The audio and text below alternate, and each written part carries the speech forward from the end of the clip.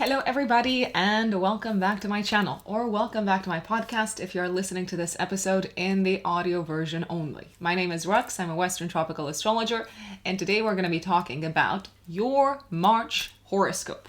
But before we start dissecting the month of March, let me mention a few important things. I'm a Western tropical astrologer, therefore all videos on my channel, all episodes on my podcast will follow Western tropical astrology. In my practice, I use the whole sign house system, so I don't use Placidus.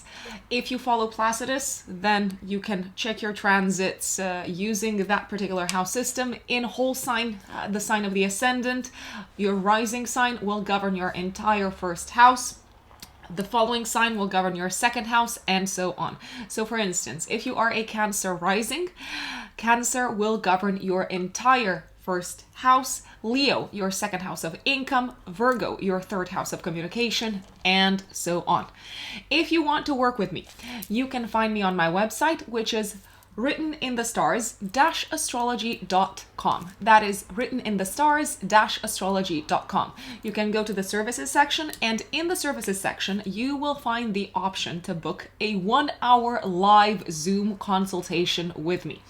I am currently taking bookings for the last week of April, first week of May. And I'm afraid I will not be able to squeeze you in sooner than that. So if you know you need a consultation sooner, please feel free to work with another astrologer. Also, very, very important announcement. I'm running a Saturn transits masterclass, an in-depth overview of the transits of Saturn through your natal chart, through the various houses, in aspect to the various planets in your natal chart, on the 5th of March. It will be approximately 2 hours long. It is not a beginner's class, so if you have no clue what I'm talking about, if you're not familiar with your natal chart, with the symbolism of the planets, this might not be the class for you. But if you do have a certain understanding of the symbolism of the planets, of what your natal chart looks like, then you will probably find this masterclass very, very useful. We will have examples, we will have real life scenarios that we will discuss, and certainly you can also ask all your Saturn transits questions. 5th of March at 4 p.m. UK time, that is GMT. If I'm not mistaken, off the top of my head, that is 11 a.m. Eastern time, so New York time, and also 8 a.m. Pacific time. So 5th of March, 4 p.m. UK time, Saturn transits masterclass. Sign up because there are limited spaces available, so you might not want to miss out. Oh, and by the way, I know I get this question all the time. Yes, the class, the online class, will be recorded, so you will receive a recording of it. You can rewatch it as many times as you like. You will also receive a PDF of the presentation that we will go through together, all the material that we will go through together, so that you can refer back to it. It's almost like a Saturn transits booklet that you can refer back to whenever you might need to. March, folks. Let us see what the astrology of this month looks like. So first and foremost, let's look at the lunations. We have a new moon in Pisces on the 2nd of March. It's happening at 12 degrees of Pisces at 5:34 p.m. GMT. It is conjunct Jupiter. It is almost exactly conjunct Jupiter, and it is sextiling Uranus in Taurus. I have to say, this is probably one of my favorite new moons of the year. Why? Because of the proximity to Jupiter, the great benefic, the bringer of good luck, of opportunities. Also because we have this beautiful aspect to Uranus, so we can expect some nice surprises there. Folks who will feel this the most are the ones who have planets around 12 degrees of mutable signs. So that is Pisces, Virgo, Sagittarius, and Gemini. Also, if you have planets placed around 12 degrees of Taurus, of Cancer, of Scorpio, and of Capricorn, you will absolutely love this new moon. The full moon of this month is happening let's see, when on the 18th of March at 27 degrees, 40 minutes of Virgo, at 7 in the morning, 7:17 actually in the morning, GMT time. What's going on in the sky here? Well, we have a really nice aspect from the full moon to Pluto in the sign of Capricorn. So both lunations are actually looking pretty good. I will say this. Now, some folks out there might say, okay, this full moon is very close to Neptune. There's a sense of loss, of disillusionment, maybe of confusion. There could be a little bit of that. It could be a bittersweet ending, but certainly there is sweetness to this full moon as well.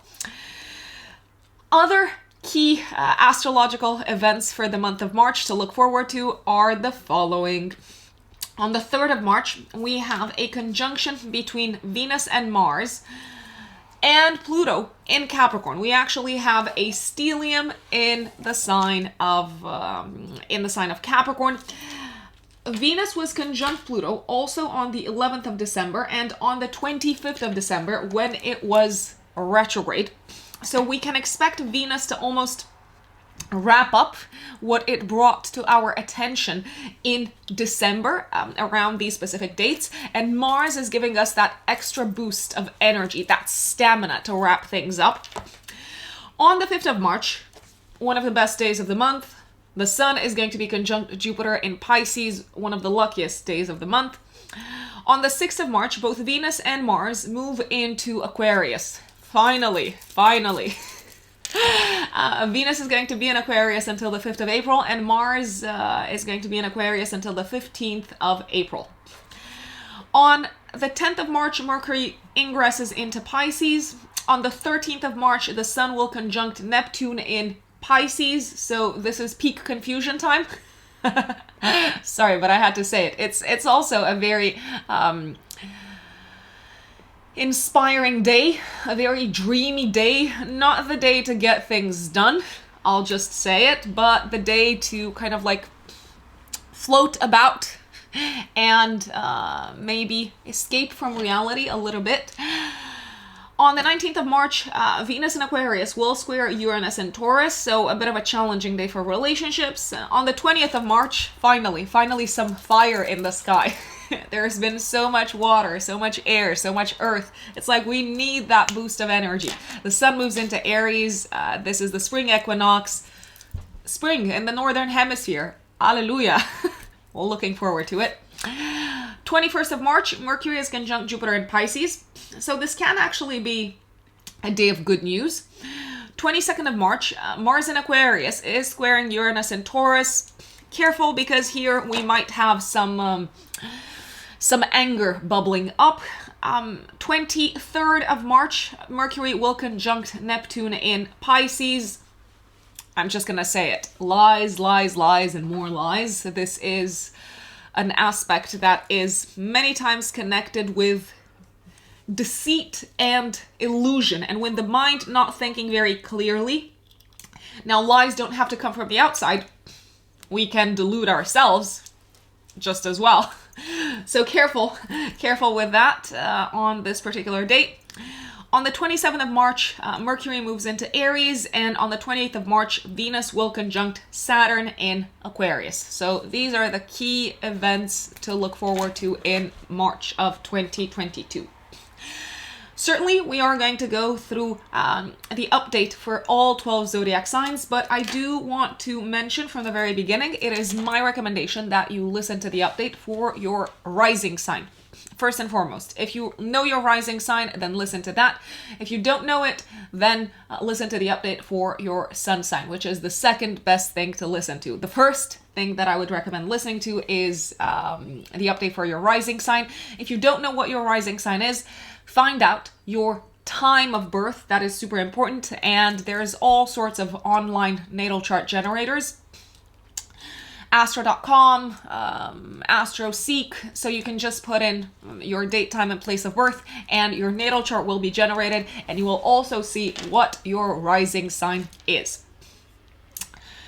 So without further ado, let us dive into the astrology for March for Aries, my lovely Aries, Aries suns and Aries rising. So Aries, this month is going to start off a little bit more slowly for you. I'll just say it. Why? Because you've got a lot of energy, and I mean a lot of energy concentrated in your 12th house, especially until the sun moves into your first house of identity, into Aries, on the 20th of March. So on the 2nd of March, 3 days before, 3 days after, you have a new moon in Pisces in your 12th house. It is conjunct Jupiter, the great benefic, and it is sextiling Uranus in Taurus in your 2nd house. Now for you, Aries, Jupiter rules your 9th house and your actual 12th house. It feels like you're having a bit of a revelation, maybe on a spiritual level, on a mental health level. You could also be having a revelation in terms of what you need to let go of in order to live a more fulfilled life. You might also introduce a new spiritual practice in your life around this time. It is also a fantastic time to plan a holiday, to plan an escape, to plan a retreat from the outside world. If you can, I would take a few days off around this time to maybe enjoy a little bit of solitude, to enjoy time spent with yourself. Your energy levels are not super high, but that's not necessarily a bad thing. You might just need some sleep. I will say this. You might also hear some very good news connected with your finances. So some pleasant surprise related to your bank account. There's also a possibility that you might start working on something behind the scenes. You don't know exactly where it's gonna go moving forward, but you do sense the potential for it to bring an increase in prosperity for the long run. So I'm liking this. It is one of the best new moons of the year. I'll just say it. It is also a time when you may feel like, how should we put it? Something beyond the 3D material tangible reality has got your back. You may feel like the universe has got your back. It feels like you're finding a new source of optimism and positivity that is not necessarily rooted in the material, and it feels really, really, really good. On the 3rd of March, Venus and Mars are conjunct Pluto in Capricorn in your 10th house. Venus was also conjunct Pluto on the 11th of December and on the 25th of December. So it feels like this is the last stage of some sort of developments that you've been going through in your professional life throughout December. If you found out something connected with your boss, connected with leadership at your company, if you found out something that maybe took you by surprise, that maybe resulted in a little bit of a shock about leaders in December, especially around the 11th and around the 25th of December, it may feel like the last piece of the puzzle is popping up around the 3rd of March. You might also kick off something that you've been trying to kick off for quite some time career-wise. You might reveal something to a boss around this time that you've been keeping to yourself. I mean, Venus rules your 2nd house, so this could be a time when you ask your boss finally for a raise. This could also be a time when you finally feel seen by a boss or by a leader. If you are launching something creative career-wise at this time, it may have a much more powerful impact upon your career path than you even imagine right now. So there's kind of like this sense of like transformation, of alchemy that is happening in your career, and you may become very consciously aware of this. And if you have encountered frustrations career-wise, if you have encountered frustrations in relationship with bosses and so on, especially in December, and I would say also probably in January. Now you're getting clarity as to what everything means, almost, as to what you can do with all the information that came to the surface. On the 5th of March, the Sun will conjunct Jupiter in Pisces in your 12th house. A great day to slow down, to enjoy life, to chill, to have fun, maybe in a more kind of like behind the scenes capacity, maybe by going to the spa, maybe by attending some sort of like group meditation, something of that type. On the 6th of March, Venus and Mars enter Aquarius in your 11th house. Venus is going to be there until the 5th of April, so you're probably going to feel like relationships with friends are becoming even more enjoyable moving forward, and you're also feeling a lot more positive and optimistic about your plans for the future, at least until the 5th of April. Mars is going to be there until the 15th of April, so it's time to kind of like push together with your collaborators. My apologies. It's time to push to make things happen in a group type of environment, Aries. On the 10th of March, Mercury moves into Pisces in your 12th house until the 27th of March. And for you, Aries, Mercury governs, let's see, your 3rd house and your 6th house. I gotta say, you could be thinking a lot throughout this period as to how you can get more rest, how you can get more time off work-wise, how you can do less and achieve probably the same results work-wise.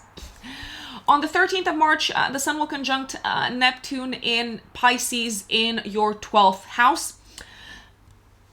This is a very romantic and dreamy time. There's also a possibility that you could be a little bit confused about where a romantic relationship is headed, where it's going. It may feel like you're stepping into this fog romantically, and you're like, yes, this is nice, this is enjoyable, this is dreamy, this is ethereal, but what does it all mean? What can I do with it? I mean, there can also be a sense of maybe having to sacrifice a little bit what you love and what you enjoy for the sake of something greater, for the sake of an ideal maybe. And I know that sounds very woo-woo. My apologies if it does.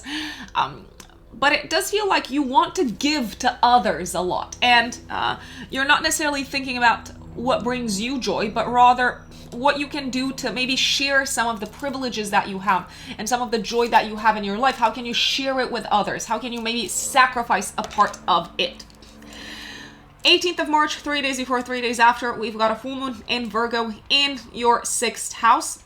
Now, let's see what this full moon is reflecting. It is reflecting, very possibly, events that came to your conscious attention in 2021 around the 6th of September when you had a new moon happening in Virgo in your 6th house. So you could be wrapping up something that you started work on around the 18th of March, something that you started work on around the 6th of September. You could be wrapping it up around the 18th of March. It feels like you are reaping the rewards of the efforts that you've been putting into your work around the 18th of March in the last 6 months. The Sun and the Moon are going to be in a harmonious aspect with Pluto in your 10th house. So it feels like you're receiving appreciation, you're receiving acknowledgement, you're very proud of how you have transformed maybe your work life. Some of you Aries might also receive some sort of positive announcement connected with your team, connected with your coworkers, connected with your work environment. This can also be a time for you to, I was about to say, to grab more power at work and if the opportunity arises, it won't be because you kind of like pushed for it and you're like, yes, I want to win. It will actually be because you thought of others, because you maybe did something charitable, I would say. So it does feel like charity is paying off around this time. Also a great time to maybe reap the rewards of the efforts that you've been making when it comes to your health, when it comes to your physical body. On the 19th of March, Venus in Aquarius is going to square Uranus and Taurus in your second house. You could be paying off a little bit more than you thought you would for a night out with friends. That's a possibility. That's a possibility. It might cost you more than you thought it would. This could also be a time, maybe, possibly, when there's a little bit of a disagreement between you and a friend when it comes to your value system, but because you want to probably maintain the relationship, I will say that most likely compromise is the best strategy at this time. On the 20th of March, the sun moves into Aries in your first house, so finally some energy. It's re-energizing you. It's going to be in your first house for the next 4 weeks. This feels like your annual rebirth. It feels like your batteries are being recharged. It feels like you want to move forward. It feels like there's no more time to wait, no more time to rest. All systems go. 21st of March, Mercury is conjunct Jupiter in Pisces in your 12th house. There can be a little bit of confusion at work, something getting lost in translation. You could also be feeling, I will say, maybe a little bit confused as to what you believe in. I wouldn't personally draw any sort of massive or major conclusions around this date when it comes to your work environment, also when it comes to legal matters, also when it comes to educational matters, because there's fog. Saying that, it is a great day to meditate. It is a great day to maybe ask for guidance from your higher self. It's also a great day to sleep, maybe. And if you need to write something of a creative nature, you seem to be very inspired and you probably need a little bit of time away from the world to do so. 22nd of March, Mars in Aquarius in your 11th house is squaring Uranus and Taurus in your second house. Okay, so conflict here. Conflict based on differing values with a group of collaborators or with a friend, most likely, most possibly. It might also feel like a team or a group of people is trying to attack you for how you're different and for how you stand out and for how you do things differently. So careful with that. 23rd of March, Mercury will conjunct Neptune in Pisces in the 12th house. Again, I wouldn't say that this is your best day to engage in open conversations with others because there could be elements that you're not aware of. There could be people trying to serve you some lies. Also, there could be people, if you do engage in communication with them, there could be people saying, oh, you're too pushy. Oh, you're too forceful. I'm sorry, but there could be people who are playing a little bit the victim with you on this day. Hashtag just saying. 27th of March, Mercury enters Aries in your first house. So I will say that for the next 3 weeks, most likely, your mind is clear once again. You're receiving clarity. You know what's what. Also at work, you know how to say things. You know how to handle a situation, maybe a trickier situation in terms of communication with coworkers. So wait for it. Wait for it. And on the 28th of March, Venus will conjunct Saturn in Aquarius in the 11th house. An interesting day. You may either commit together with a partner towards a long-term goal and plan, or it may feel like one of your long-term goals and plans is getting a little bit in the way of the evolution of your romantic life and of your relationship sector. So don't rush into maybe agreeing with a partner on something. Also, don't rush on pushing back. slow and steady wins the race in this case, my dear Aries. My dear Taurus, Taurus Sun, and Taurus Rising, what does March look like for you? Well, I think you're really going to like the month of March, Taurians, especially the first 3 weeks-ish until the sun moves into Aries in your 12th house. I'm not saying that you're not going to like the rest of it, but the Piscean energy, which is highly active in the first 3 weeks of March, is harmoniously aspecting all your natal Taurus placements. Pisces is a sign that sextiles Taurus, so it blends really nicely with your energy. It's a complementary energy.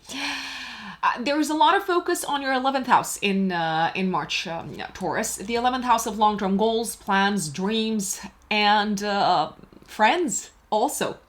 It's a very social house. It's a house that looks towards the future, hence why I do believe you are going to enjoy this month. On the 2nd of March, 3 days before, 3 days after, you have a new moon in Pisces in your 11th house. It is conjunct Jupiter, the great benefic, and it is sextiling Uranus in Taurus in your 1st house. Jupiter for you, Taurus, rules your 8th house and your 11th house. It feels like you are entering a very important group of people at this point in time that will help you advance your goals and your objectives for the future. This can also be a time when you feel like you have found your tribe, when you feel like you belong to a specific group of people. It can also be a time when you make some sort of commitment towards a dream, towards a plan for the future, and you feel ready. You feel ready to transform your life. You feel ready to look towards your future with positivity, with optimism. You've got great people around you. You've got great friends. You've got great supporters. You have people who have seen you through thick and thin, through crisis, through periods of transition. It feels like you have also integrated around this time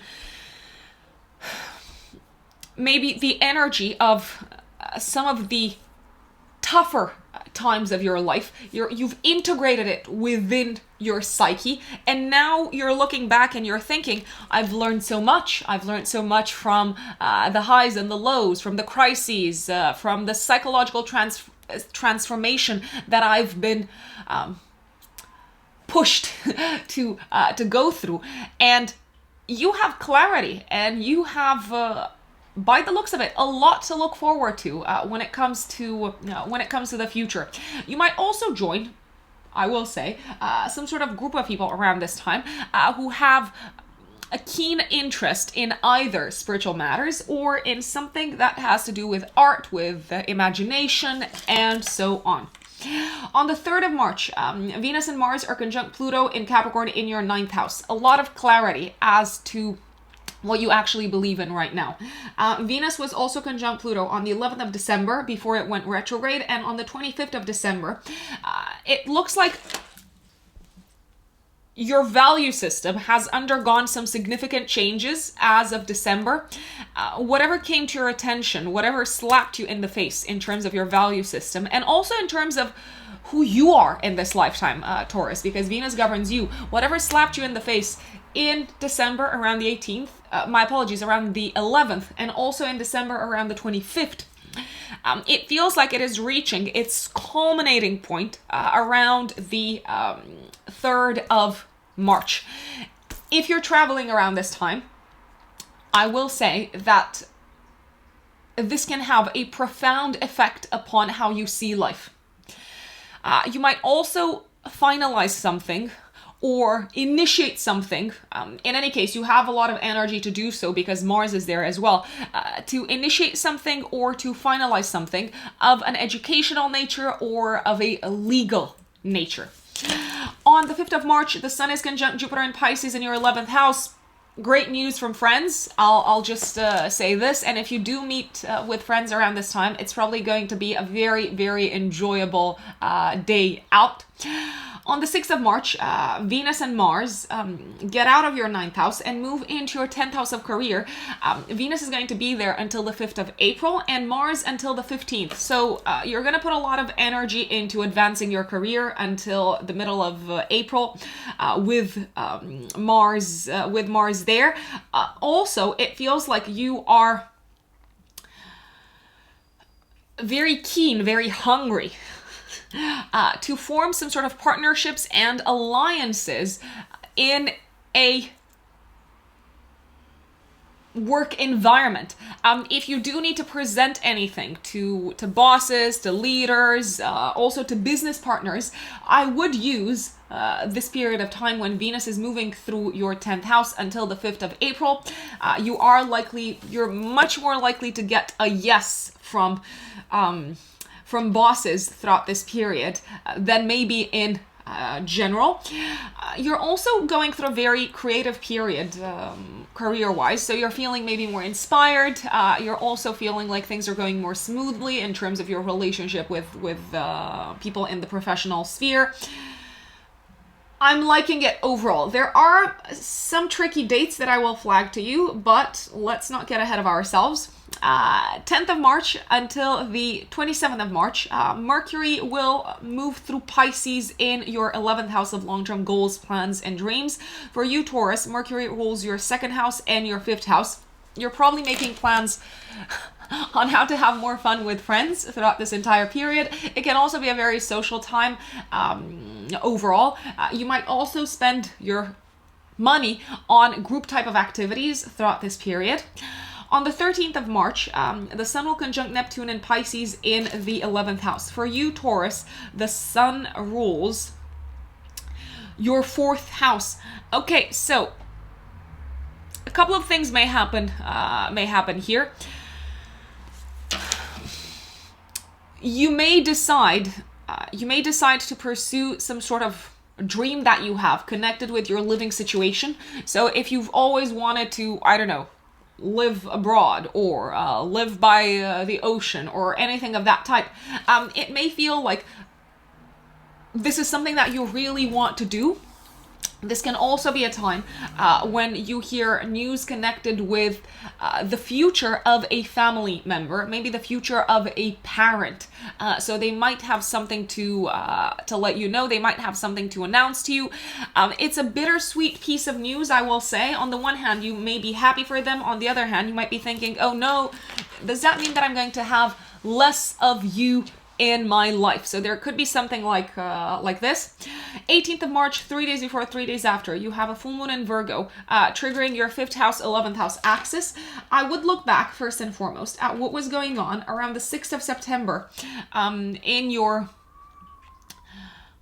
romantic life, also in the area of passions, of hobbies, of creative self-expression, of children, if you have children, because this full moon seems to be bringing to a close something that may be symbolically started around the 6th of September last year. This full moon is forming a harmonious aspect with Pluto and Capricorn in the 9th house. So it can be a time when you travel together with friends or with a romantic partner or with both. It could also be a time when you complete maybe a course of study connected with something that you really enjoyed learning about. It could also be a time when you feel like you've got more clarity as to what you want your future to look like, as to what makes sense for you in terms of what you enjoy doing, what brings you joy in this lifetime, and also how you can integrate that into your long-term goals and plans. On the 19th of March, Venus in your 10th house is going to square Uranus and Taurus in your 11th house. So you might have a boss at this point in time. You might have a boss tell you maybe that you're a little bit, I don't know, like too out there, too disruptive. They might make you feel a little bit bad about how you're different. Let's put it this way. You might also feel the need to tone down your rebellious streak. Maybe when you meet with someone in a position of power, such as a boss, a leader, maybe someone that you want to impress. 20th of March, for the next 4 weeks, the sun moves into Aries in your 12th house. I have to say, in a way, it feels like you're maybe letting go of something for the next 4 weeks from the 20th of March. It feels like you're letting go of something that formed an important part of your home and family life. That's how I see things. 21st of March, Mercury will conjunct Jupiter in Pisces in your 11th house. Mercury for you Taurians rules your 2nd house and your 5th house. It could be good news of a financial nature coming from maybe a group of people that you collaborated with. It could also be very good news making its way to you from a friend. I like this day. It's also a great day to go out with friends. I'll just say it. 22nd of March, Mars in Aquarius in your 10th house is squaring Uranus and Taurus in your 1st house. You may feel a little bit attacked in a public space, a public environment. It doesn't necessarily have to be in a professional environment, but it could be. You may feel a little bit attacked by someone who doesn't get what you're about. You may feel possibly also a little bit threatened. You want to fight back, you want to push back, but on the other hand, this person doesn't necessarily seem to want to engage in an open conflict, so that might make it even more frustrating. A bit of a frustrating day at work, I have to say it. Your initiatives may feel like they are thwarted a little bit. 23rd of March, Mercury is conjunct Neptune in Pisces in your 11th house. I mean, what comes to mind here is that you're feeling sorry for a friend. It's very possible. It is very, very possible. 27th of March, Mercury moves into Aries in your 12th house. It's joining the sun. You're thinking about your blind spots for the next 3 weeks. You're thinking about what you want to let go of. You might also be faced more on a mental level with your fears, Taurus. And 28th of March, Venus will conjunct Saturn in Aquarius in your 10th house of career. This is a bit of a make it or break it moment in time. You may decide to say yes to an extra layer of responsibility and commitment work-wise, just because a boss has asked very nicely. You might also announce a boss. You might also let them know that something that's going on at work is a little bit too restrictive for you. This could also be a time when you make some sort of announcement to the outside world about your relationship sector, about your love life, and also about where this is headed moving forward. It might not necessarily be the pleasant of news that you have to announce to the outside world, but alas, you still feel the need to share it with others. If you are a Gemini sun or a Gemini rising, my dear Geminis, you're busy. You're very, very busy this month, especially in the first 3 weeks of March. There's a lot going on in your 10th house of career, public status, and public reputation. There's good news. There's also some confusion, maybe some disillusionment. It's a mix. It's certainly a mix. It may feel like a lot of what is going on in your professional life is almost like out of your hands. It's like, okay, let divinity sort it out. Let the universe sort it out. I don't know, something like that. And from the 20th of March onwards, it does feel like you've got more clarity as to what your future will look like. You've got more clarity as to what you want to focus on. From the 20th of March, the sun moves into Aries in your 11th house for the next 4 weeks. But I'm getting ahead of myself. 2nd of March, 3 days before, 3 days after, Geminis. You've got a new moon in Pisces in your 10th house of career. It is conjunct Jupiter, the great benefic, and it is sextiling Uranus and Taurus in your 12th house. So some of you Geminis might receive a promotion at this time. It feels like a massive new beginning, a very auspicious new beginning career-wise. You are embarking upon a new adventure career-wise. You could receive a promotion. You could receive a new job offer. It is a step up the career ladder. And let me remind you, Geminis, this is the year for you to step up. You've got the great benefic in your 10th house of career. Push it and take a leap of faith forward. This is a time for growth and expansion. It is not a time to think small, to be cautious, to kind of like hold yourself back, to repress your urge for expansion. No. jump and jump up. And you might do exactly that, even if it feels like you're stepping a little bit into the unknown around the 2nd of March, 3 days before, 3 days after. The universe has got your back. You're feeling very good about it. A partner seems to have your back as well. You might also make some sort of public announcement to the outside world about your relationship status. Positive announcement. It's looking good. 3rd of March, Venus and Mars are conjunct Pluto in Capricorn in your 8th house. Venus was conjunct Pluto in your 8th house also on the 11th of December and on the 25th of December. So you could be wrapping up something that you dealt with in the area of shared resources, mortgages, loans, division of assets, taxes, debts, inheritance also. My apologies if I'm repeating myself.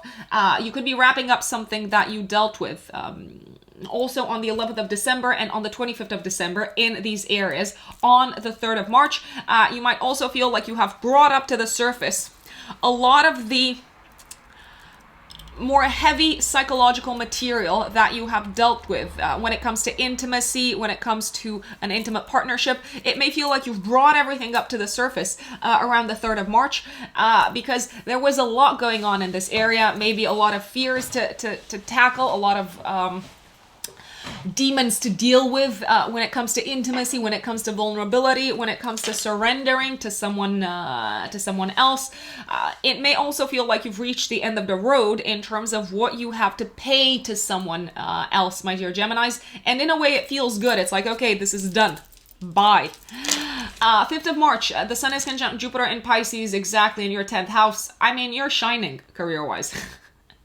You're receiving a lot of exposure. All eyes are on you. It can be also a day of very, very good news. If you need to present something in the outside world to a boss, to leadership, if you want to launch something career-wise, I love this day. 6th of March, Venus and Mars move into Aquarius in your 9th house. You're going to enjoy this a lot more than you've enjoyed having Venus and Mars in your 8th house, Geminis, because Aquarius is obviously an air sign just like you, so it is trining you. It's a harmonious kind of blend of your energies. You're gonna be putting, I dare say, a lot of energy into your studies, also probably into matters connected with traveling and wrapping things up, maybe on a legal front. You're going to be putting a lot of energy into all of this until probably the 15th of April when Mars gets out of this part of your chart. Venus is making the road very smooth for you until the 5th of April in this area of your life. So traveling, legal matters, education. So do take advantage of this period. The only day that I'm not super keen on is the 28th of March when Venus is conjunct Saturn in this part of your chart.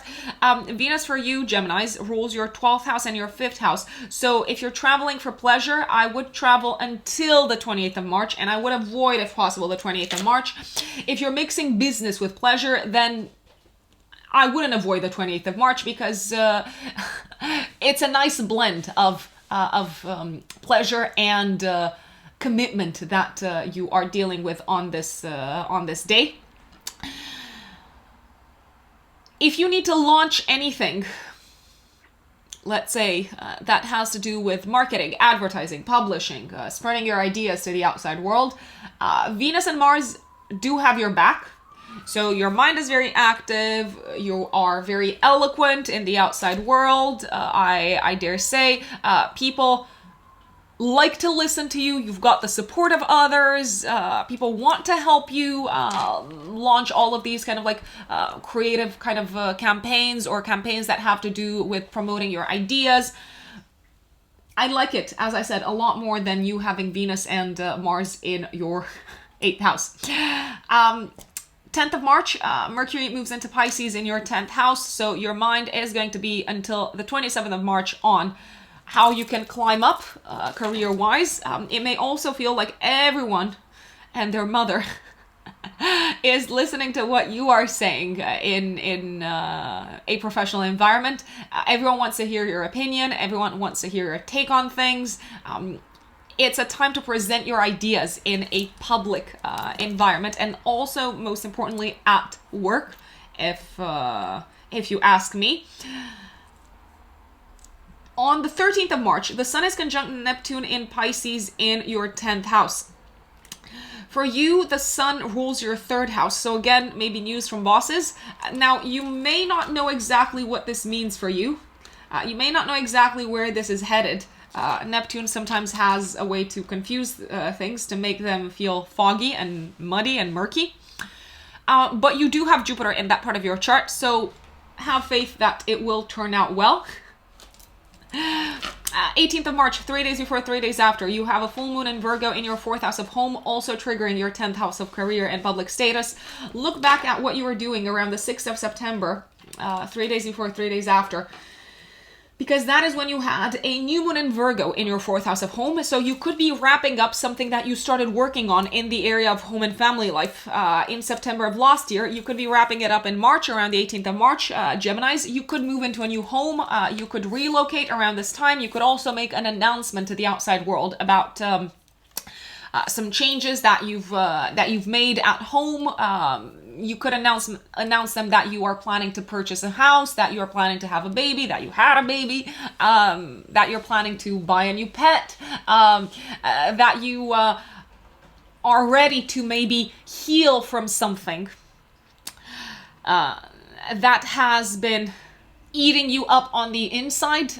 Maybe you kept this private, but now it's like, okay, I can share it with the outside world because I'm on a great path of healing and forgiveness. This could also be a time when some sort of like efforts reach a culminating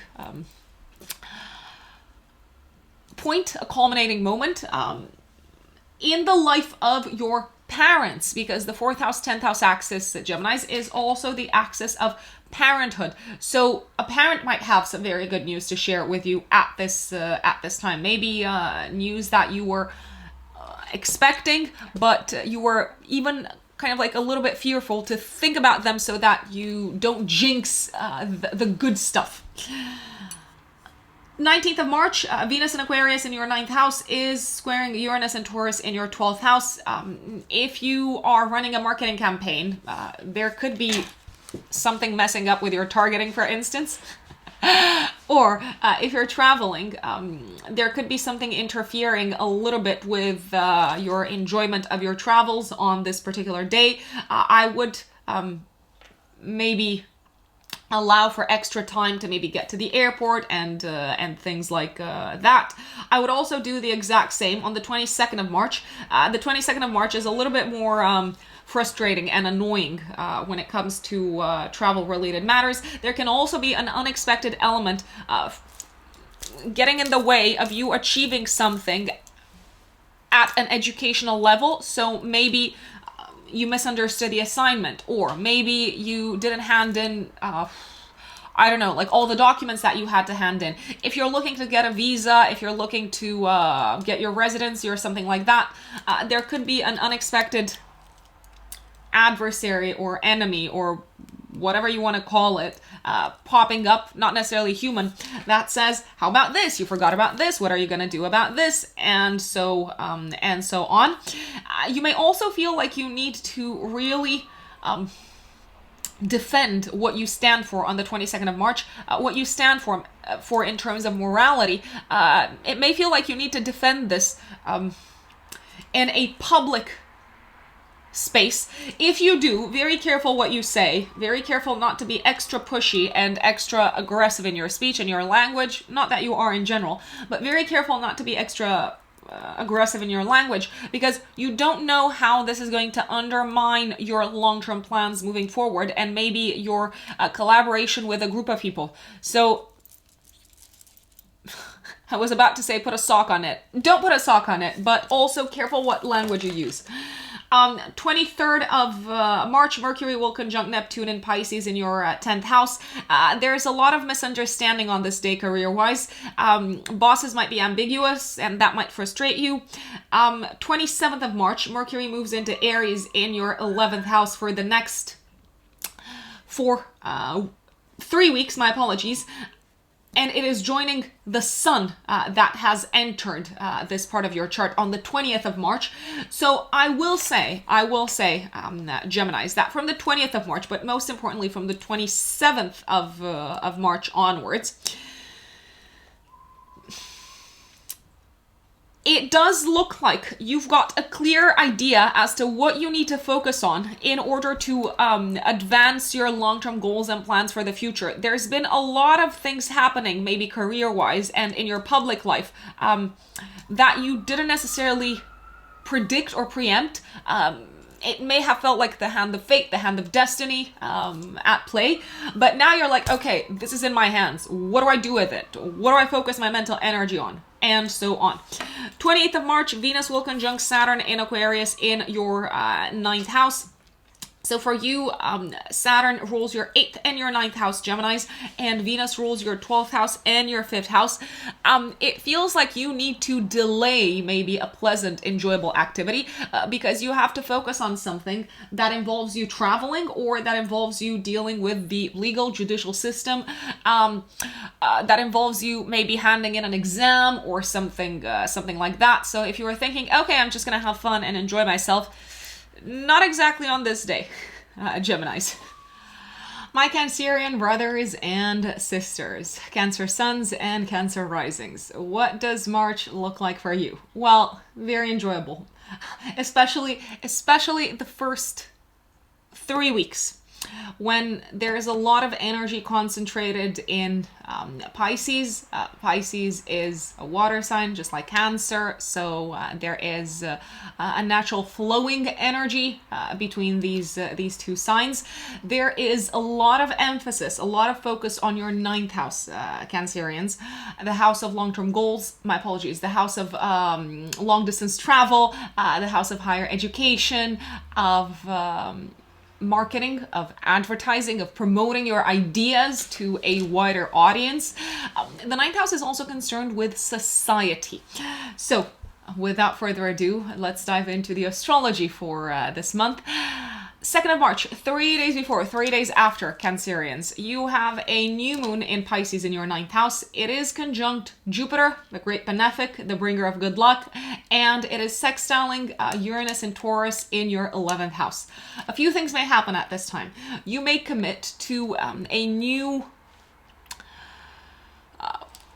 degree or educational path at this point in time, something that will help you tremendously in your work moving forward. Why? Because Jupiter, which is conjunct the new moon, is the ruler of your 6th house of day-to-day work. You may also start learning more, and it feels like your mind is broadened tremendously, especially for the next 6 months. You may start learning more about health, and you may start learning about a new way, a different way to approach your health. This is also a time when you might receive the opportunity from the universe to immerse yourself in a new culture.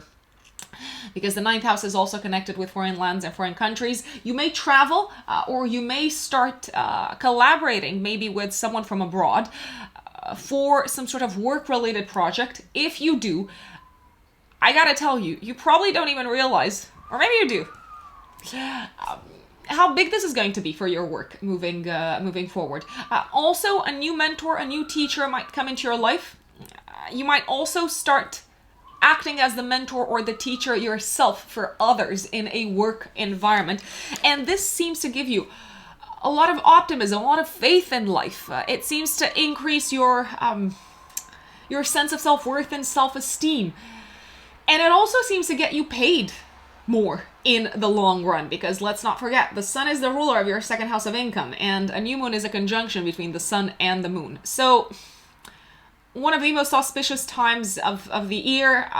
Also, if you start making some sort of like travel plans at this point in time, again, you may not even realize how beneficial they will be for your work, for your pocket, on many, many, many different levels. It looks like they will be beneficial. So say yes, Cancerians. That's my motto for this new moon. Say Yes, and allow messages to come to you, even if they don't necessarily come from the point of like the logical, rational mind. Sometimes intuition has much more important messages to share with us than the rational mind has. 3rd of March, Venus and Mars will conjunct Pluto and Capricorn in your 7th house. So Venus was conjunct Pluto in this part of your chart, also on the 11th of December and on the 25th of December. Whatever you dealt with relationship-wise on the 11th and on the 25th of December may culminate, may reach its kind of boiling point around the 3rd of March. Now, if you are trying to run away from something relationship-wise, it may feel like you can no longer run away. This can also be a time when something is created in your relationship that impacts your living situation, that impacts your home and family life. I mean, I gotta tell you, this is a very fertile combination, Venus and Mars. You may also hear news from your family's side or from your partner's family's side of maybe a hidden pregnancy or something like that is now kind of like coming to the surface. It can also be a time when you reveal to a partner or a partner reveals to you, it can go either way, some sort of family secret, maybe something buried deep down inside the hidden boxes of your family history. 5th of March, the Sun will conjunct Jupiter in Pisces in your 9th house. A great time to travel, a great day to go out to museums, to attend cultural events, a great time to promote your talents and skills to the wider world, maybe to a wider audience, since the Sun is the ruler of your 2nd house of inner resources. There can also be some very good news making their way to you, connected with your financial life, or there can be an opportunity making its way to you from abroad, from a mentor, from a teacher, an opportunity for you to make more money. 6th of March, Venus and Mars move into Aquarius in your 8th house. Venus is going to be there until the 5th of March and Mars until the 5th of April, and Mars is going to be there until the 15th of April. So, what does that mean? Well, Venus for you, Cancer, rules your 4th house and your 11th house. Mars rules your 10th house and your 5th house. You may commit together with a partner to maybe get a loan or something of that nature. Maybe something for your plans that have to do with real estate, with property, maybe buying property, purchasing property, and so on. If you do need to get a loan, if you do need to get a mortgage, then it is a great time to ask for it when Venus is in your 8th house, so until the 5th of April. I would maybe stay away from the 28th of March. If you can ask on any other day, if you can apply on any other day, I would stay away from the 28th of March. It may also feel like on an intimate level, you are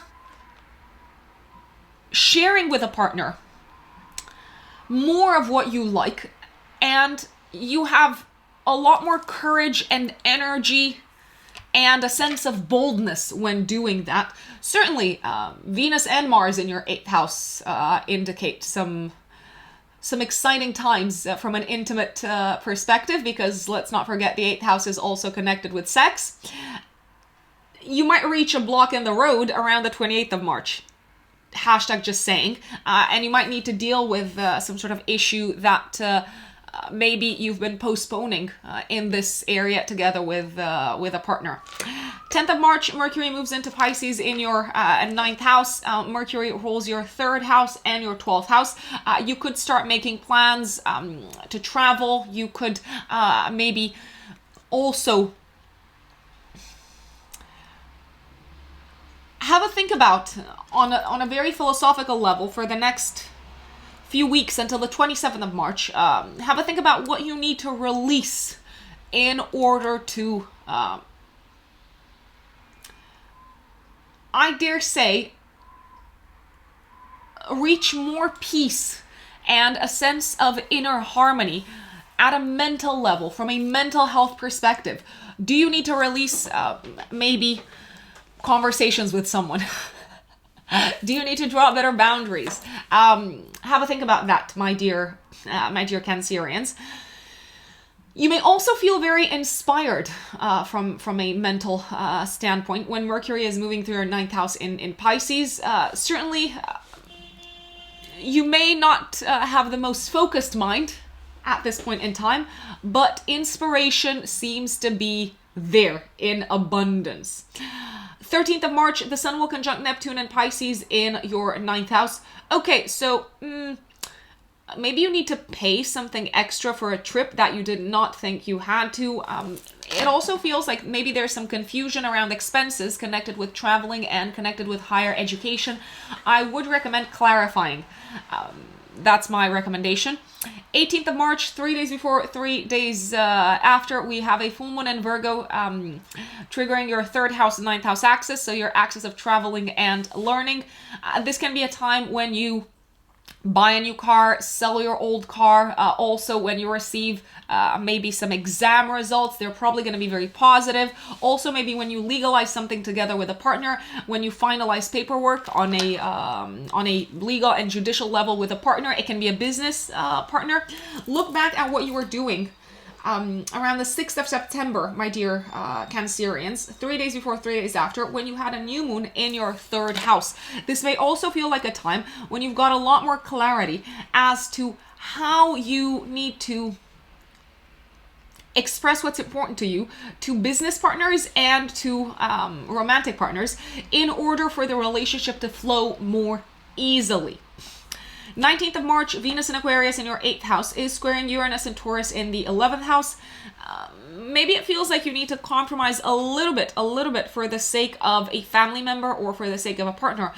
You might need to compromise a little bit on one of your plans for the future. Maybe sweeten it up, sweeten the deal, because they are involved as well in what you're trying to in what you're trying to achieve here, and they might not necessarily agree with all your unconventional, unorthodox views about how to materialize this plan.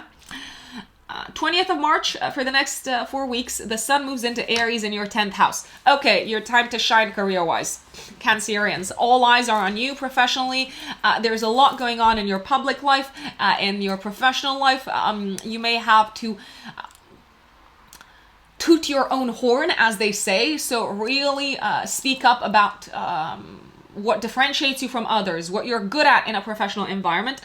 You may also initiate something or start work on a new project on a professional level from the 20th of March onwards for the next 4 weeks. 21st of March, Mercury will conjunct Jupiter in Pisces in your 9th house. I mean, this to me sounds like unexpected good news or good luck.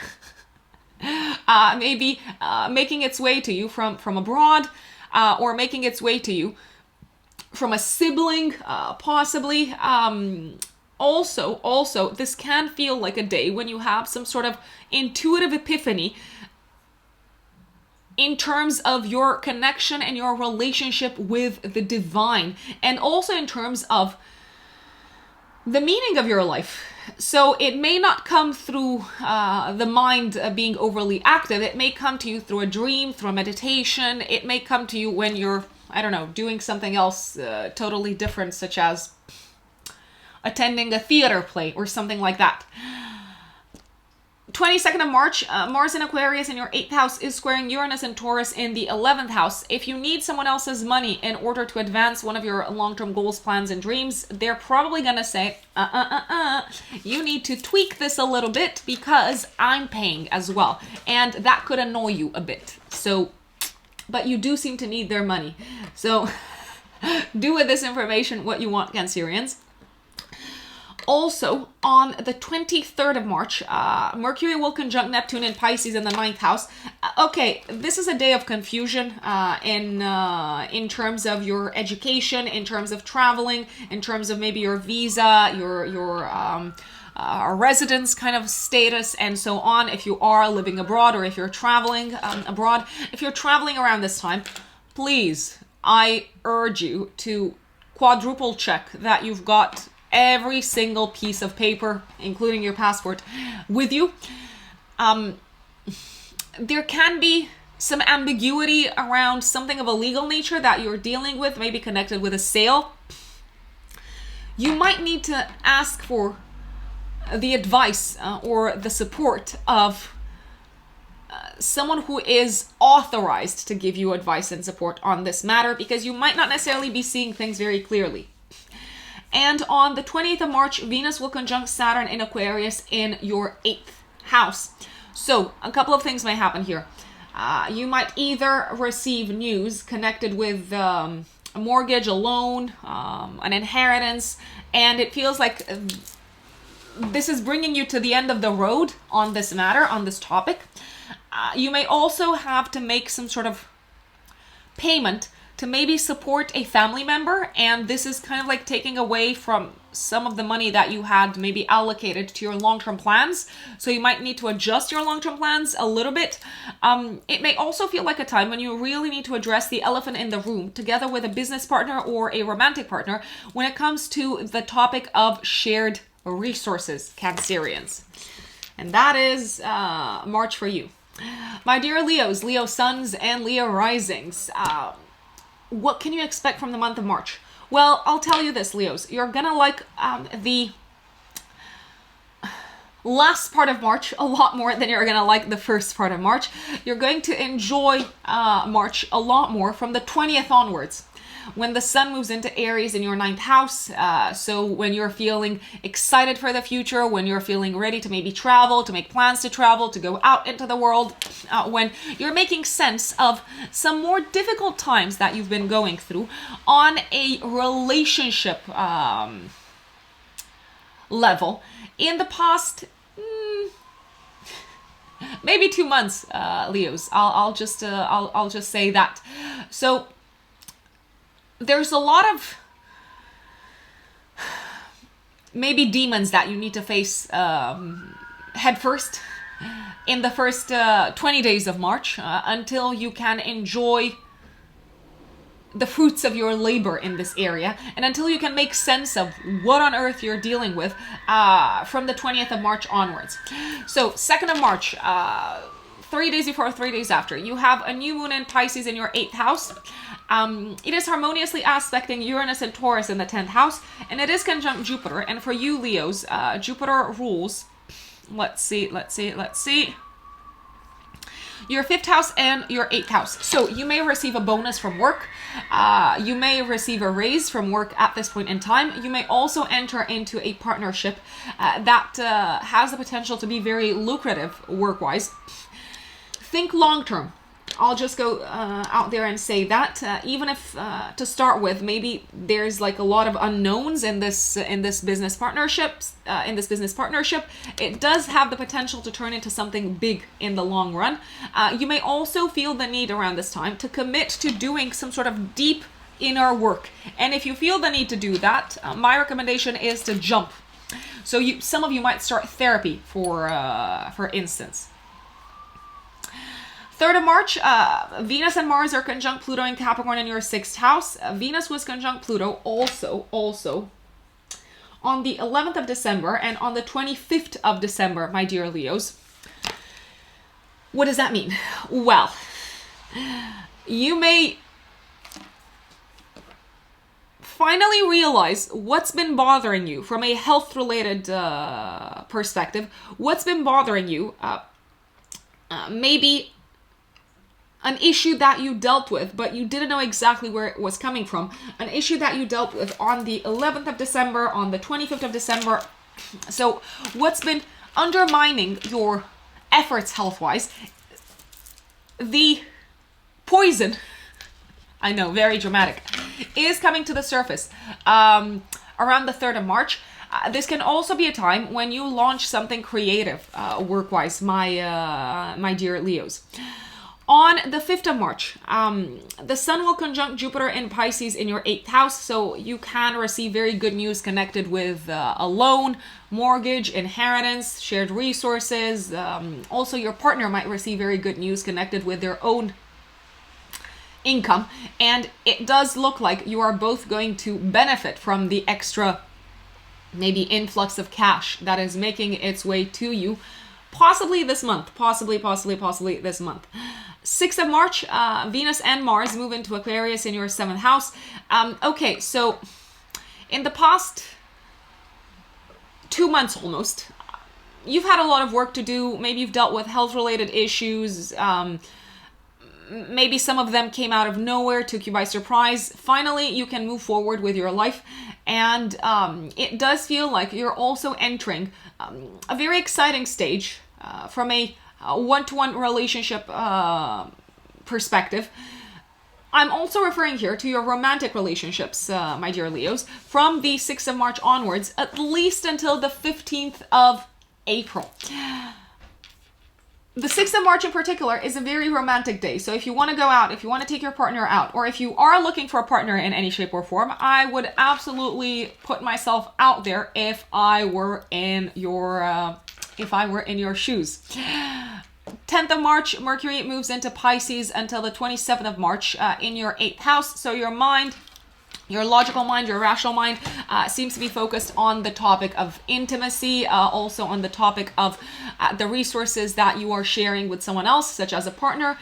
You could be thinking about how you're going to make things work together with a partner from a financial standpoint, whether you need to talk about something in particular. You could be making plans for the future together with a partner. Plans that do have a very strong financial component to them. On the 13th of March, the Sun is conjunct Neptune and Pisces in your 8th house.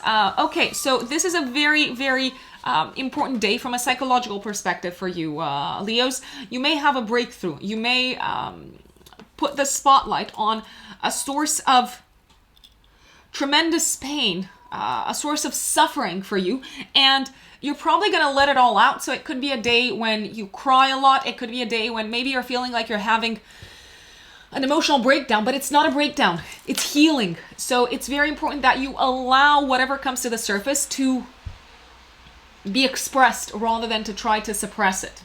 18th of March, 3 days before, 3 days after, you have a full moon in Virgo in your 2nd house. It is very nicely aspected to Pluto and Capricorn in your 6th house of health. So you may have this sense that you have reached the end of the road in terms of working on yourself from a psychological standpoint, also in terms of transforming your value system. This can also be a time when you get paid from work, another time when you could receive a lump sum of money, a bonus, maybe a gift, also a significant return on investment. If you want to figure out what type of news you're likely to receive at this point in time, I would look back at what was going on in your life around the 6th of September last year. That's when you had a new moon in your 2nd house of income. You seem to be getting paid for something that maybe you started last year in September, Leos. And payment isn't necessarily just material, it's also symbolic. So it may feel like you're receiving acknowledgement and appreciation for how you have been utilizing your resources in the past 6 months. 19th of March, Venus in Aquarius in your 7th house is squaring Uranus and Taurus in your 10th house of career. Okay, so you may have some sort of disagreement with a partner at work, with a business partner at work. You may also have a business partner telling you, you can't do that all of a sudden. That's too disruptive. That's too sudden. People are not going to get it. You have to tone it down. From the 20th of March, I like this because the sun is going to illuminate your 9th house. So for the next 4 weeks, you are very nicely aspected to travel. You're very nicely aspected to make sense of all the transformations that have been going on in your life, probably in the last 2 months at least. And you're also feeling a lot more positive and optimistic and ready to go out there into the world and face the world more, as they say, Leos. 21st of March, Mercury is conjunct Jupiter and Pisces in your 8th house. You may have a very soothing, healing conversation with someone who really gets what you've gone through on a psychological level. If you feel the need to open up to someone about some sort of like hardship that you've been experiencing, I would absolutely do it because they may be able to shed some light and to bring an extra layer of meaning to what you have been experiencing. 22nd of March, a bit of a difficult day because Mars in Aquarius in your 7th house is squaring Uranus and Taurus in your 10th house. So maybe a conflict with a boss or with a partner. That's very possible. And it could be something that also happens in public. Eek. But yeah, who cares? So what if people see it? 23rd of March, Mercury is conjunct Neptune and Pisces in your 8th house. Please, please, please check your bank accounts, check your bank statements. There could be some sort of maybe scam that you need to look into on this front. Also, if you're signing any sort of papers of a financial nature, oh my days, do go through them with a fine-tooth comb because something might be hidden and it's not jumping at you straight away, but it is very, very important. And 28th of March, Venus is conjunct Saturn in Aquarius in your 7th house, so you may need to commit to something in a relationship that you're not necessarily super excited to commit to, but it does seem to be crucial for you to say yes to this extra duty or level of commitment if you want the relationship to move forward. Existing relationships may be tested on this day. It may feel like there's a certain coldness in relationships, romantic and business-wise.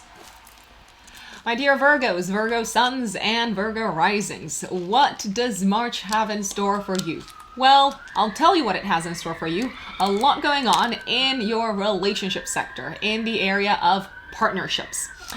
So, first and foremost, on the 2nd of March, 3 days before, 3 days after, you have a new moon in Pisces in your 7th house of marriage, partnerships, and long-term committed relationships. It is conjunct Jupiter, and it is sextiling Uranus and Taurus in your 9th house. Jupiter for you, my dear Virgos, rules your 4th house, and obviously your 7th house as well. It feels like you are embarking upon an exciting new journey, a journey of growth, of expansion, together with a partner at this point in time. A lot of you could be moving in together with a partner. If you are single, then you may actually meet someone who has the potential to become a long-term partner.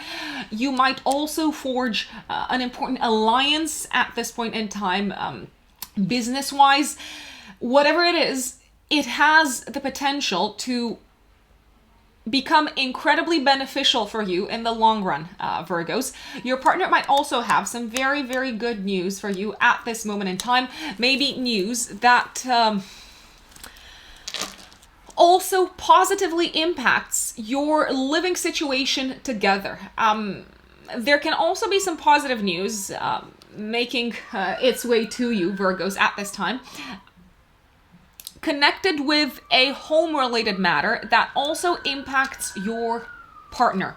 In any case, it's great, it's auspicious, it's beneficial, it's a very lucky time, lucky period of time, relationship-wise. 3rd of March, Venus and Mars are going to conjunct Pluto and Capricorn in your 5th house. Venus was conjunct Pluto also on the 11th of December and on the 25th of December. Have a think about, Virgos, what you were dealing with on the 11th of December and on the 25th of December in the area of passions, hobbies, romantic life, children, creative self-expression, because you're probably going to deal with it once again, one more time, at a very kind of like deep, intense level.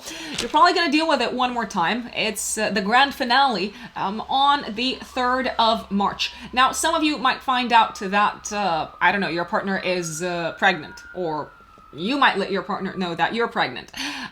Some of you may also feel like you have fallen in love like never before. Some of you may also hear some very, very good news connected with your children. Maybe something that allows you to move forward.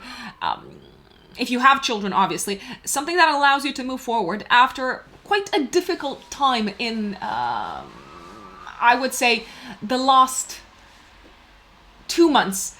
In this area of your life. You may also find some sort of secret connected with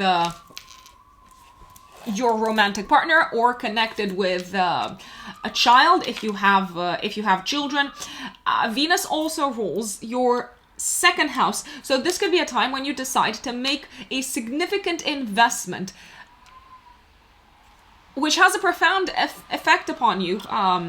psychologically, a significant investment into something that you really love to do, into something that means a lot for you, because you love it, you like it, it's giving you an increased appetite for life. It's also very, very inspired day. I think that's the word. So if you want to create something, it may feel like the internal juices are kind of like mixing together to create something outstanding, Virgos.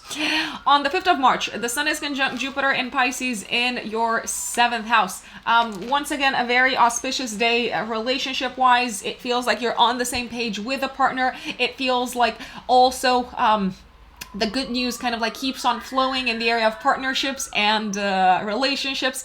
Also, if you are already in a relationship, your partner might have some good news to share with you, connected with their parents or with one of their parents. 6th of March, Venus and Mars move into your 6th house in Aquarius. So you're gonna put a lot of energy, Mars, until the 15th of April in your day-to-day work.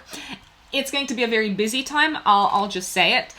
Venus is also going to make relationships with coworkers a lot more smooth, a lot more enjoyable until the 5th of April, with a couple of exceptions. The 19th of March, and also the 22nd of March, and also the 28th of March. So these can be a bit trickier in terms of relationships with coworkers. Maybe you're feeling like you need to repress a part of yourself. Maybe you're feeling a little bit under the microscope and so on. I will also say you seem to have a lot of energy to put towards maybe activities that have to do with your physical health from the 6th of March until the 15th of April. Very careful not to push yourself too hard so that you, I don't know, sprain an ankle, I think that's the word, or kind of like overstretch a muscle or something like that, so that you don't end up actually physically in pain, especially on the 22nd of March. And I would also say the day before, maybe the 21st of March also. 10th of March, Mercury moves into Pisces in your 7th house. Again, it feels like until the 27th of March, your mind is very much focused on maybe connecting better with a partner, understanding a partner, also supporting a partner from a mental health perspective, being there for them. So that seems to be your focus moving forward until at least the 27th of March.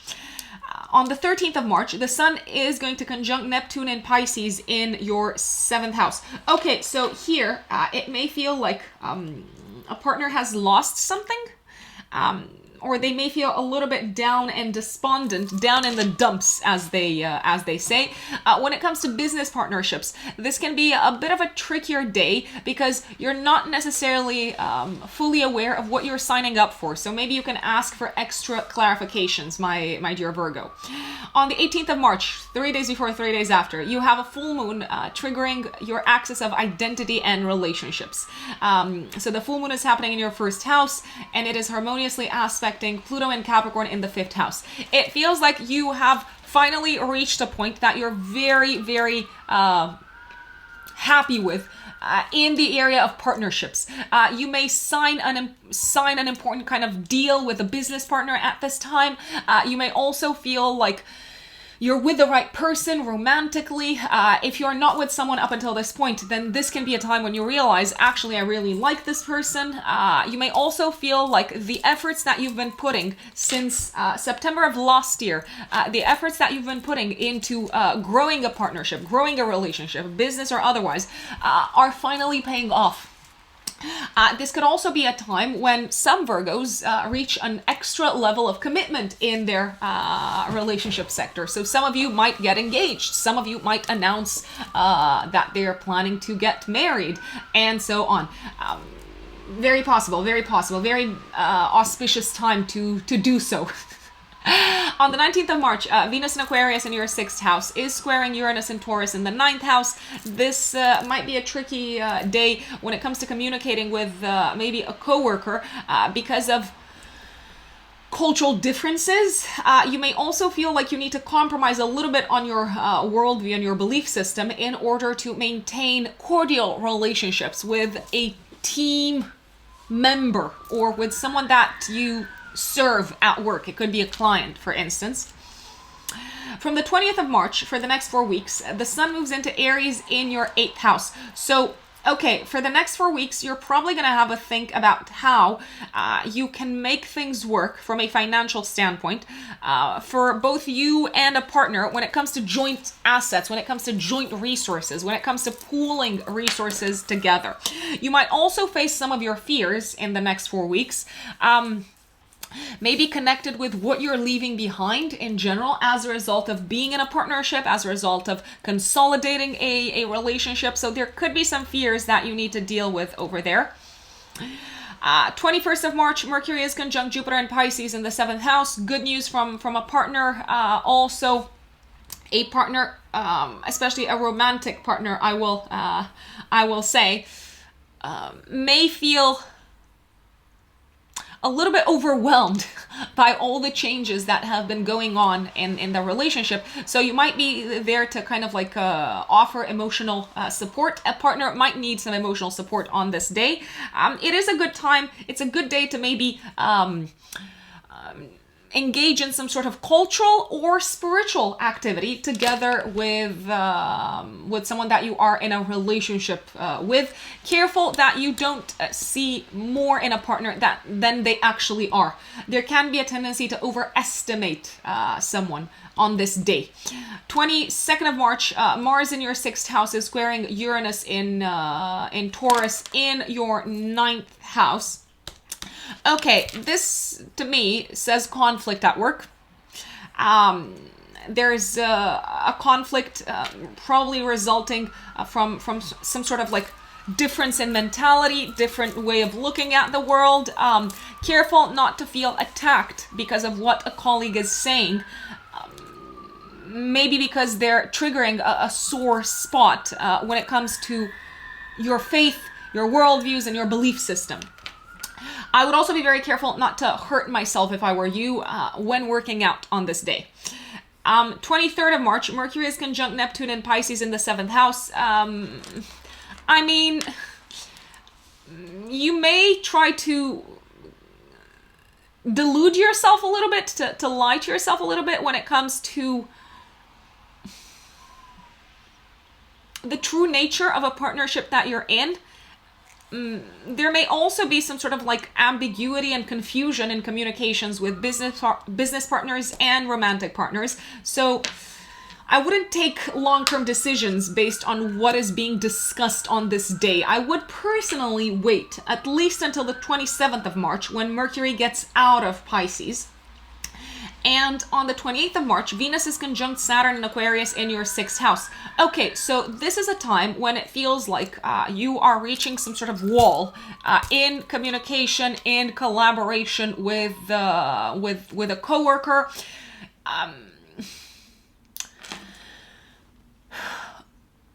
Of course, Venus is in the house of Saturn at this moment in time. Venus says, let's just all get along. But Saturn says, no. You have to make some adjustments and you have to respect my boundaries. So if someone at work is saying, no, you can't do that, or no, you can't say that, or in order for us to keep on working together, I'm drawing the line here, you're probably going to have to respect that just because Saturn is a lot stronger in Aquarius than Venus. You may also feel like you need to really prove yourself on this day in terms of the talents and the skills that you said you had.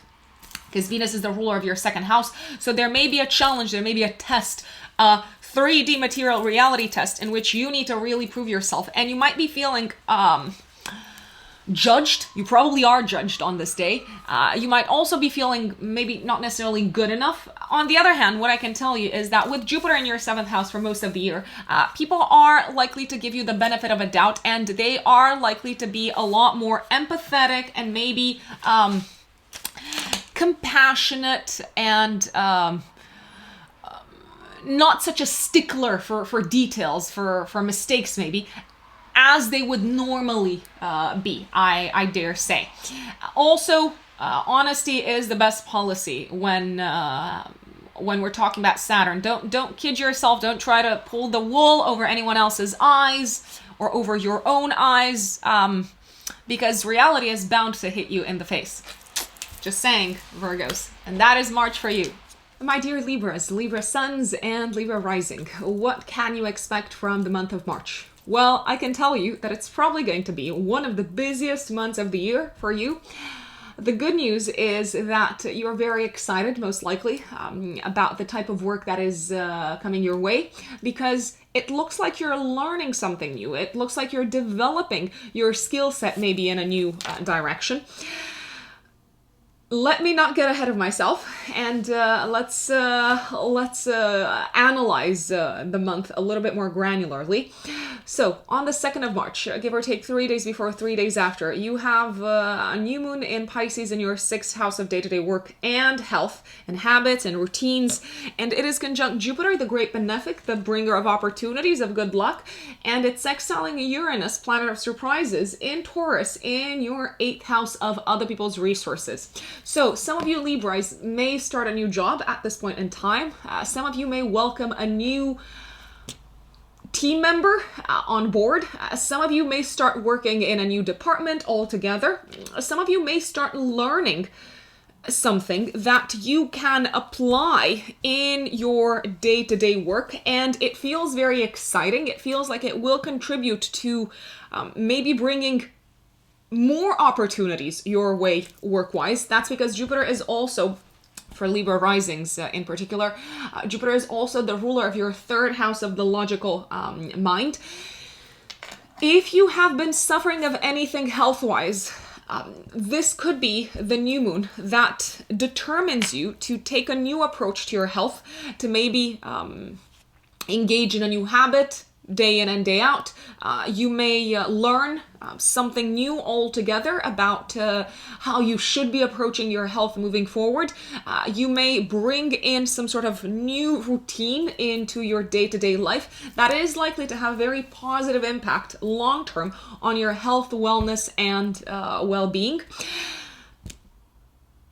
In any case, I have to tell you, Libras, this is great news, and I strongly, strongly, strongly recommend, even if it feels maybe like you are dealing with maybe issues or challenges or information at work that you're not familiar with, this is a very, very important new moon because it is conjunct Jupiter, and Jupiter only transits a certain part of our chart once every 12 years. So for most of this year, Jupiter is going to be in your 6th house of day-to-day work. Yes, it will bring to you more work, probably more responsibilities, but on the other hand, it is this extra work and these extra responsibilities and what you're learning that is going to propel you to the next level when it comes to your profession.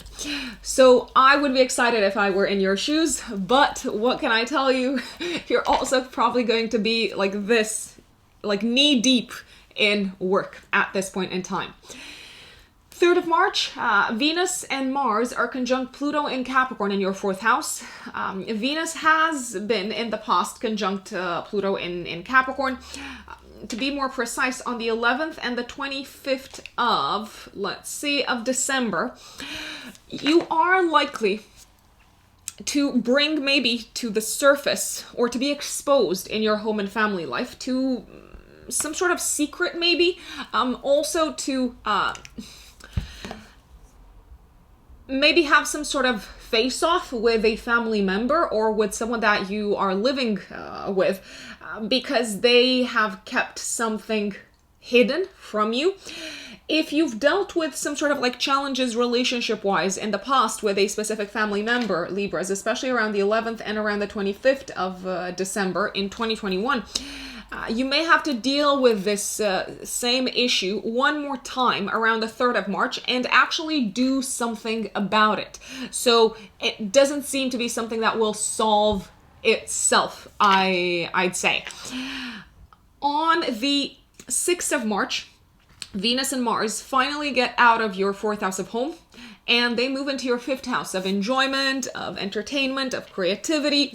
Venus is going to be there until the 5th of April. So Libras, I can tell you that you're probably going to be feeling much more creative from the 6th of March until the 5th of April than you have felt in quite some time, especially since Venus was retrograde for 6 weeks from the roughly middle of December until the end of January, and you may have felt like your ideas, especially of a creative nature, are not what they used to be. So now you're kind of like back where you are comfortable in terms of creative self-expression.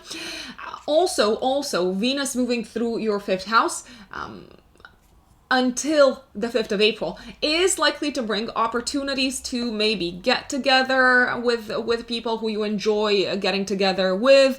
It will bring opportunities for fun, for relaxation. I don't know how much time you're going to have to take advantage of all of these because you're very busy, especially at work. But relationships with children are going much smoother. Relationships with, I would say, lovers, romantic partners are getting to a much better place when Venus is in your 5th house. Mars is also going to be in your 5th house from the 6th of March until the 15th of April. Mars is the ruler of your 7th house. So there is a possibility that people from the outside, especially a partner, a romantic partner, but it could be also a business partner, people from the outside might bring into your life opportunities to go out, to have fun, to enjoy yourselves together. Mars moving through your 5th house also gives you the stamina and the energy to maybe put your creative ideas into practice, to maybe monetize them better. On the 10th of March, Mercury moves into Pisces in your 6th house of day-to-day work until the 27th of March. Mercury, for you Libras, rules your 9th house and your 12th house. So it does look like from the 10th of March until the 27th, you may also deal at work with some sort of like legal matters. You may have to think about contracts, about legal implications. You might also have to collaborate with people from a foreign land, a foreign country, maybe more than you normally do. On the 18th of March, 3 days before, 3 days after, we have a full moon in Virgo, triggering your axis of service. So your 6th house, 12th house axis. The full moon is very nicely aspected to Pluto in your 4th house of home. I would first and foremost, Libras, look back at what was going on in your life. What was going on, especially behind the scenes in your life, maybe without you sharing it with others, around the 6th, 7th of September last year in 2021. Why? Because that's when you had a new moon in your 12th house, and the full moon is a time of completion and culmination. So a couple of things may happen around the 18th of March, a few days before, a few days after. You could be wrapping up a work-related project. You could also feel like you are finally, and I'm using this term loosely, like you're finally healed, like you are finally over maybe some sort of issue that was bothering you and that was messing with your mental health for quite some time, for like months. You may also receive good news around this time about the health of a family member, and maybe this is something that had you worried. You could also around this time maybe announce family members, let them know of something quite positive that's been happening in your work-related sector.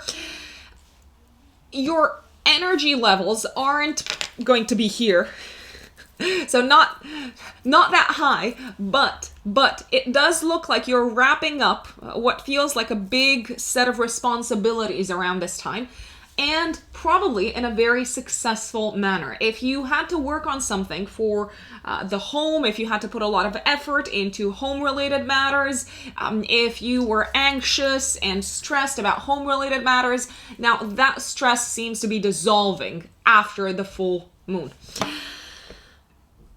On the 19th of March, this is a bit of a tricky one. Venus in Aquarius in your 5th house is squaring Uranus and Taurus in the 8th house. This is a time when you might have a little bit of a clash with either a romantic partner or someone who used to be very fun to be around. You might have a bit of a clash just because they maybe take you by surprise with some of the things that they believe in, some of their values, how they approach a certain situation.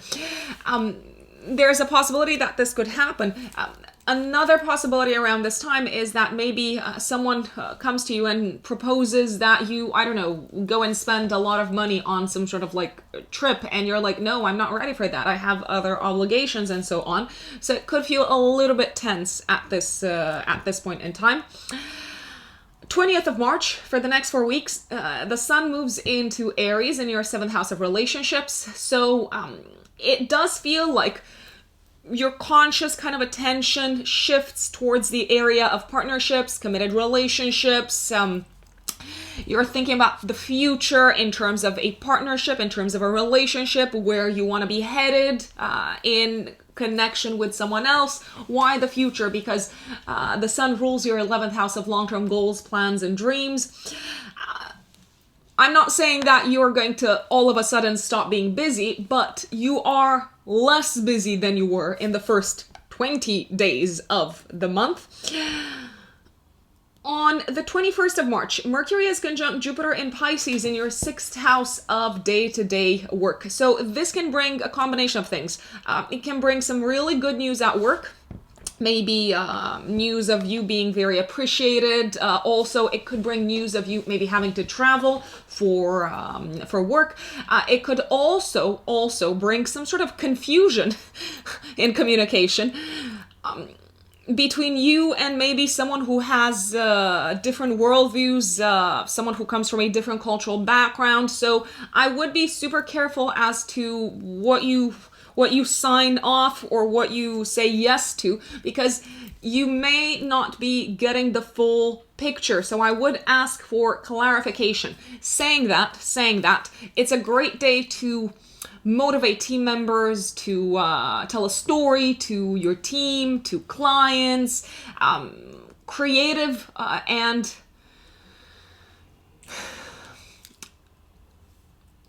I'd also say communications that are meant to get people enthusiastic about something, to inspire them, are very nicely aspected on this day. Now, on the 22nd of March, Mars in Aquarius in your 5th house is squaring Uranus and Taurus. Okay, so this is a bit of a tricky one. Why? Because Mars is anger, and Uranus is things that happen all of a sudden. So there could be an unexpected conflict with a romantic partner or with your children if you have children. Very careful on this day where you channel your money and your resources. Careful for scams. Careful not to, overspend when you go out, because there is a possibility maybe that you can overspend or also be overcharged. So if you go out, I would check the bill 3 times just to make sure that they haven't charged you more than you were supposed to pay. 23rd of March, Mercury is conjunct Neptune in Pisces in the 6th house. Oh my days. So someone is really kind of like suffering at work at this point in time. This could also be a time when you either feel like super inspired in your work, or you're feeling completely lost, especially if you've started a new job. It's normal, it's natural, but there can be confusion. There can be a lot of vagueness, a lot of ambiguity. It's like, is this real? Is this not real? What are my duties? And so on. So, something to keep in mind.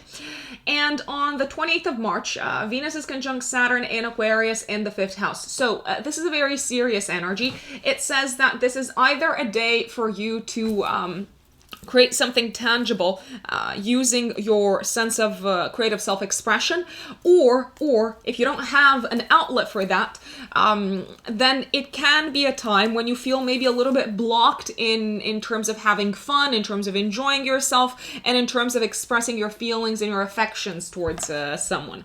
So not the easiest of days. But there's plenty of nice days to look forward to in March, Libra.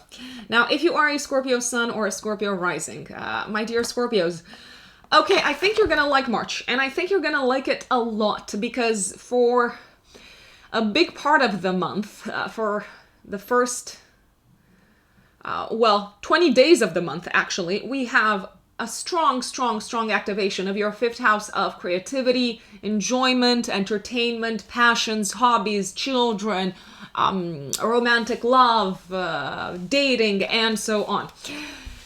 Afterwards, especially from the 20th of March onwards, for the next 4 weeks, your attention seems to shift towards your work and your health and getting things done, kind of like ticking things off your to-do list. You're going to be entering from the 20th of March for the next 4 weeks, probably one of the busiest times of the year for you. But I'm getting ahead of myself once again. Let's start with the very beginning. 2nd of March, 3 days before, 3 days after, you have a new moon in Pisces in your fifth house, conjunct to Jupiter in your fifth house, the ruler actually of the fifth and of your second house of self-worth, self-esteem, and income. And it is sextiling Uranus in Taurus in your seventh house. Okay, so my dear Scorpios, especially Scorpio risings, do listen to your rising sign horoscope. This year is a year in which you are likely to be offered the opportunity to have more fun, to enjoy life more, to play more, to love more, to experience more love, to experience more joy in your life. And why is that? Because you're going to have, for most of the year, Jupiter moving through your fifth house. Now, this new moon, and new moons and full moons, so lunations in general, are very good at timing things. This new moon is likely to bring to your attention one of the most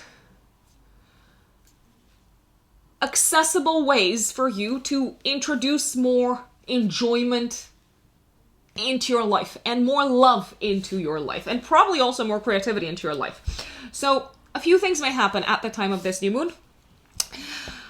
Some of you Scorpios, especially those who are single, are likely to meet someone and fall in love, because the fifth house is the house of creative self-expression, but also of romantic love. Some of you Scorpios may actually start investing more time, more energy, and more resources into something that you enjoy doing. So you may start channeling more of your resources towards your passion, towards your hobby, towards something that gets you out of bed in the morning. So some of you might start studying something of a spiritual nature. Some of you Scorpios may start work on a creative project, and it doesn't feel like work. It feels like something that fills you up with joy. Some of you Scorpios, especially Scorpio risings, may hear news of pregnancy, and if you are trying to get pregnant, or if your partner is trying to get pregnant, then there can be some really positive news making their way to you this month, not just around the 2nd of March, 3 days before, 3 days after, but also around the 18th of March, 3 days before, 3 days after, at the time of the full moon. The question to ask yourself at this new moon, Scorpio, is, what do I really love, and how can I have more of that? And to throw yourself in the direction of having more of that into your life without fear, because Jupiter is the great protector, and it says, if you have no fear, if you take a leap of faith, I've got your back, and I'm gonna give you even more than you bargained for. I love the fact that this new moon is sextiling Uranus and Taurus in the 7th house. If you are already kind of like in a partnership, it doesn't have to be a romantic partnership. If you are in a work partnership, then there can be the opportunity for you to work together with a partner on something creative that you are super excited about. On the 3rd of March, Venus and Mars will conjunct Pluto in Capricorn in your 3rd house. Venus was conjunct Pluto in Capricorn, also on the 11th and the 25th of December, 2021, that is. So you could say that the 3rd of March is almost like a continuation of some of the themes that were brought to your attention around the 11th and the 25th of March. In what life areas? The area of studying, the area of siblings, cousins, local community, neighborhood, sales, selling and purchasing something, and also in the area of transportation. So I'm thinking here of like cars and things like that. There can be some sort of secret that comes to the surface connected with a sibling, connected with the cousin. This could be a time when you feel very, very hyper motivated, I would say, to maybe talk to someone and open your heart to them and maybe say the things that you were afraid to say. This can also feel like a time when you need to reevaluate the way you communicate with someone who could be maybe very important for you, especially a partner. It could also be a sibling, but especially a partner. On the 6th of March, Venus and Mars move out of your 3rd house of communication, siblings, and so on, and they move into Aquarius in your 4th house of home, family, and living situation. Venus is going to be there until the 5th of April, and Mars is going to be there until the 15th of April. Okay, so it does look like together with a partner, probably, or together with someone from the outside. It could be a consultant. It could be someone who offers you support. You're putting a lot of energy and stamina into creating something at home, into kind of like building something at home.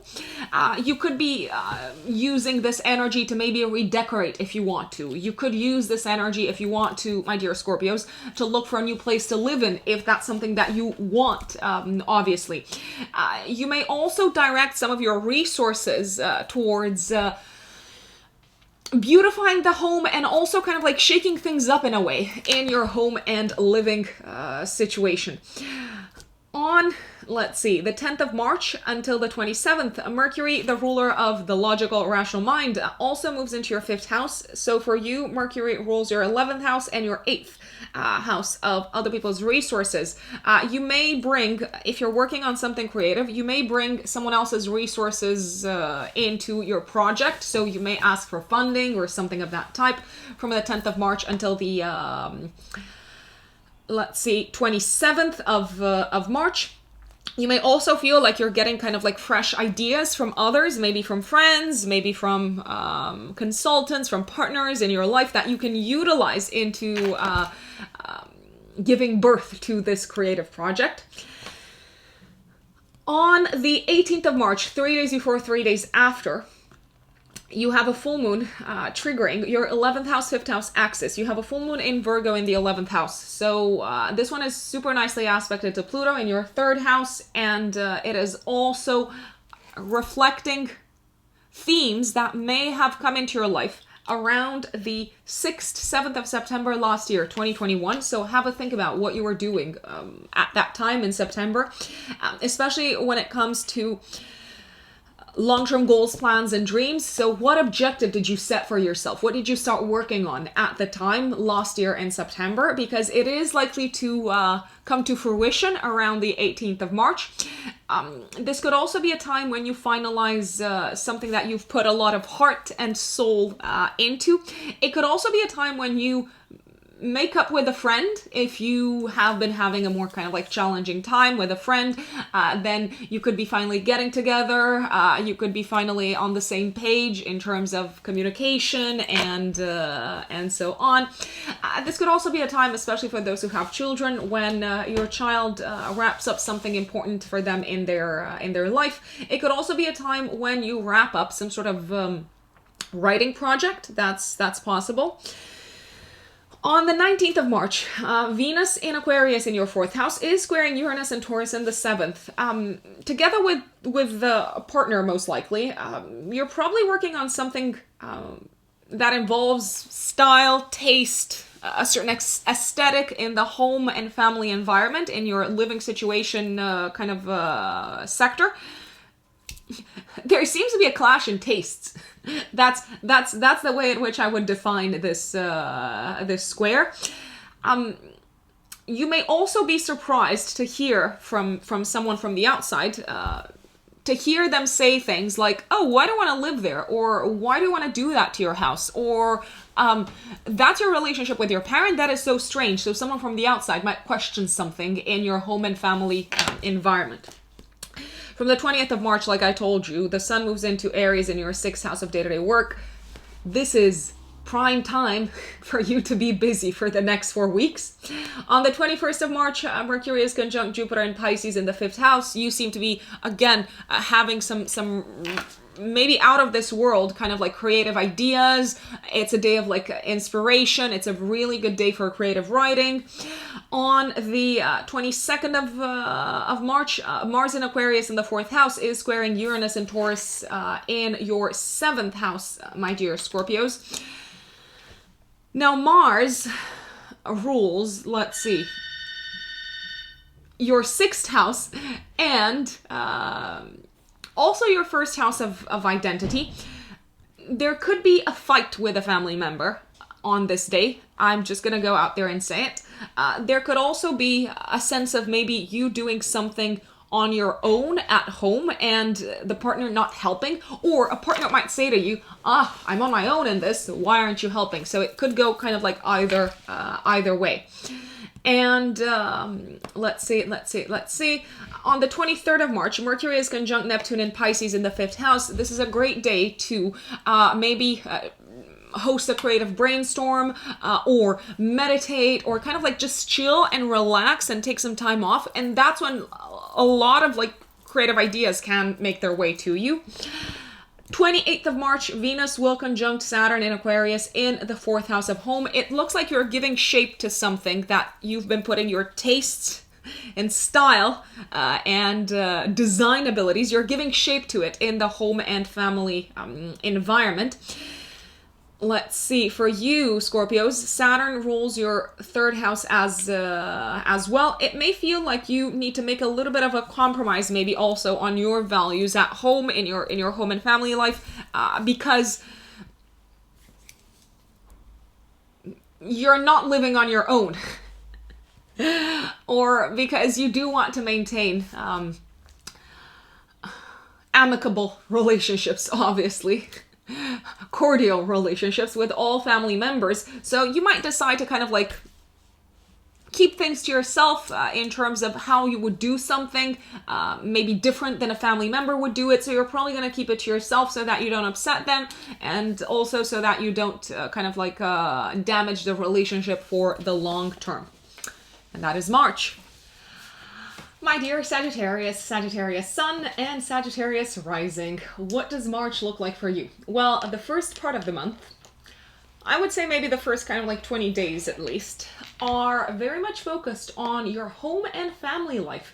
You are called to attend to matters in this life sector. The good news is that there are probably matters to be really excited about. Why? Because in general this year, you are likely to experience some sort of new path opening up for you in this life sector. And because lunations, so new moons and full moons, are such great tools for timing things, this month is when you are most likely to figure out how exactly your home and family life will grow, will expand, what sort of new opportunities are making their way to you, and so on. So, 2nd of March, Sagittarius, 30 days before, 3 days after, you have a new moon in your 4th house of home. It is conjunct Jupiter, and it is sextiling Uranus and Taurus in the 6th house of day-to-day work. Fantastic news, Sagittarians, are coming your way at this new moon, connected with home, property, parents, family members, expanding the home, expanding your family. Some of you may move into a new home. Some of you may find a home that you want to move in. Some of you may decide to relocate at this time. Some of you may start working on expanding the family. So, I don't know, maybe you want to get pregnant this year or something of that nature. Jupiter, the Great Benefic, is on your side in this life area, in this life sector. So don't be afraid to dream big. Don't be afraid to visualize whatever it is that you are trying to attract into your life. Pisces energy is very magnetic energy, so it's good to kind of like be open, keep an open mind, draw kind of like a vision board or something like that, and sow the seeds of what you want to achieve in this area that will make you super happy and that will make you feel like there's exciting things down the line for you. On the 3rd of March, Venus and Mars are conjunct Pluto and Capricorn in your 2nd house. Venus was conjunct Pluto also on the 11th and on the 25th of December last year.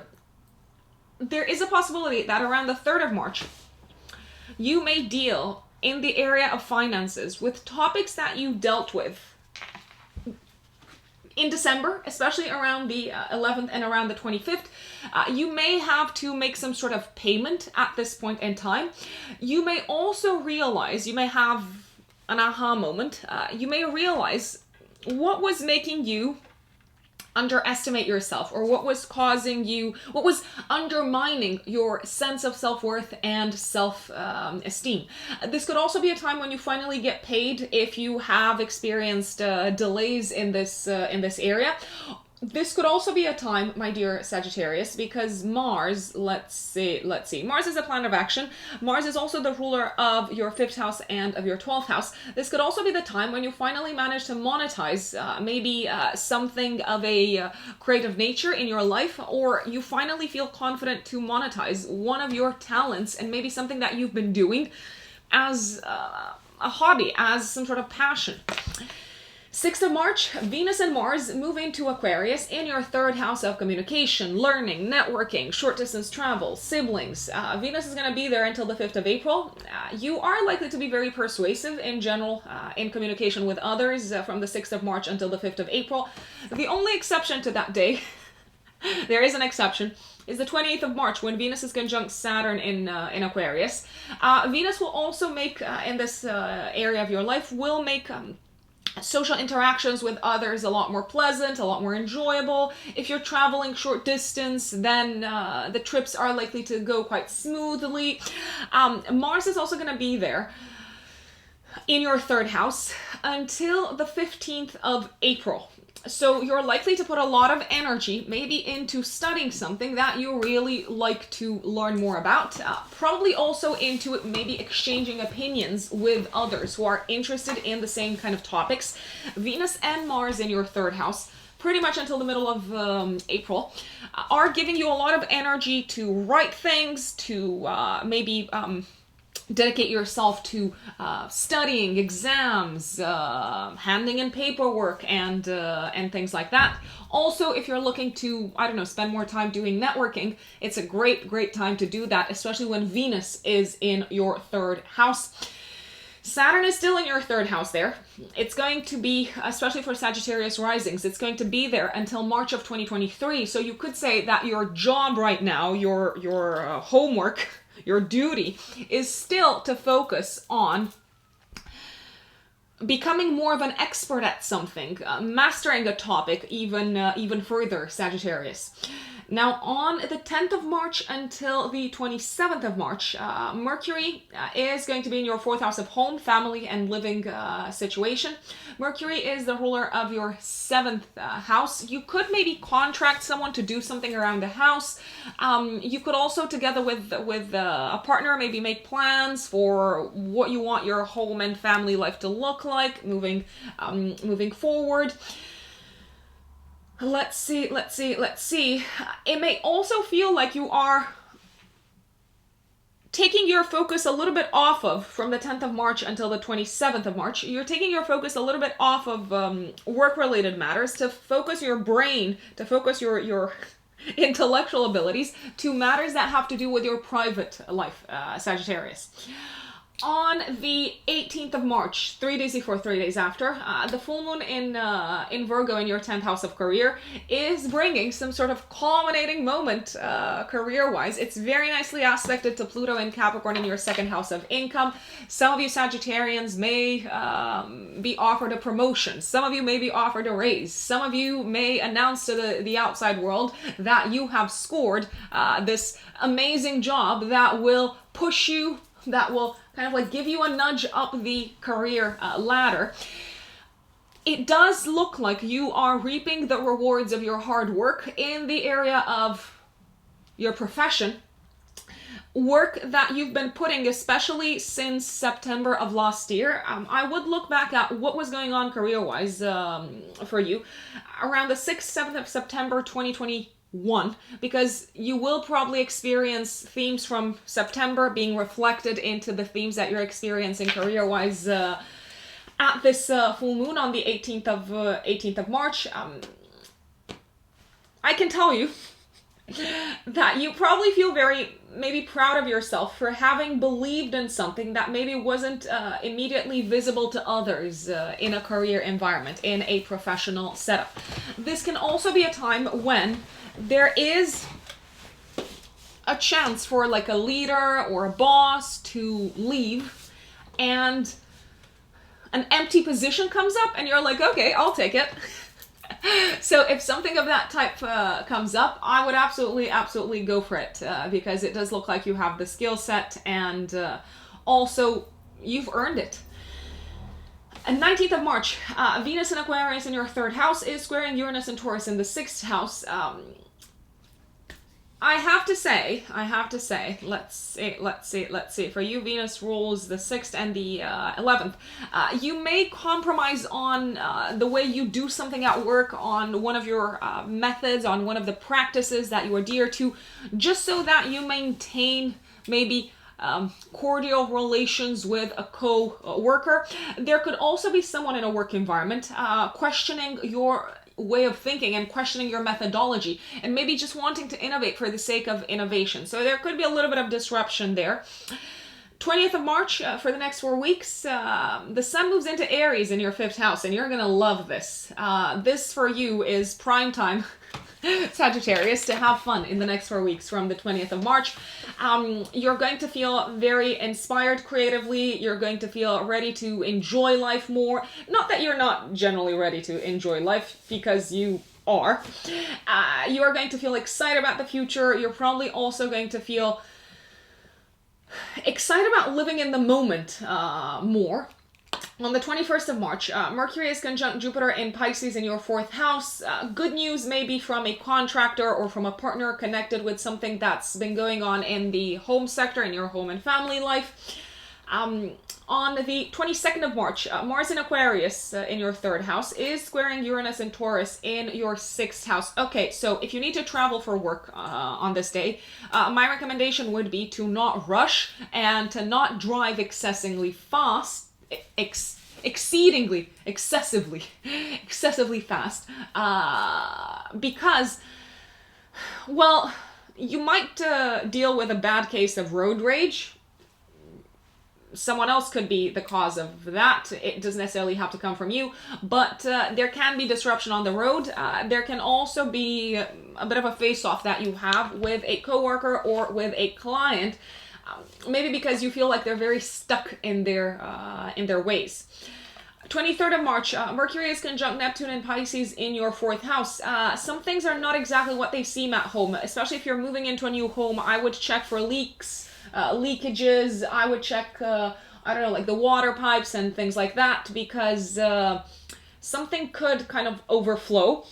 It could also be an overflow of emotion that you're experiencing at home in private, maybe not necessarily you being the one, I don't know, like crying your eyes out because you're having a moment. It could be a parent that is doing that. 28th of March, Venus is conjunct Saturn in Aquarius in your 3rd house. This is when you probably need to sign some sort of contract. Maybe you need to finalize a sale. Maybe you need to finalize a purchase. it may feel like it's costing you, if you're making some sort of purchase, it may feel like it's costing you a lot, maybe more than you thought it would. But on the other hand, I don't think there's a lot of room for extra negotiation. So depending on how important this purchase is for you, I would probably just kind of like go with it. And that is March for you, Sagittarius. My dear Capricorns, Capricorn suns and Capricorn risings. March, what does it have in store for you? A lot of trips, especially short distance travel, probably. Connecting with a lot of people, meeting with a lot of people. There's a lot of networking that I see. There's a lot of comings and goings. There's a lot of maybe paperwork to deal with. There's a lot of things for you to read, a lot of emails to send. The phone is ringing, especially in the first 20 days of March when we've got a strong activation of your third house.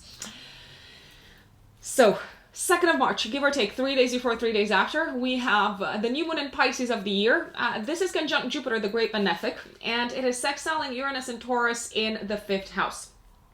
Now, Jupiter for you rules your 12th house and your 3rd house. Some really good news might make its way to you, coming from a sibling.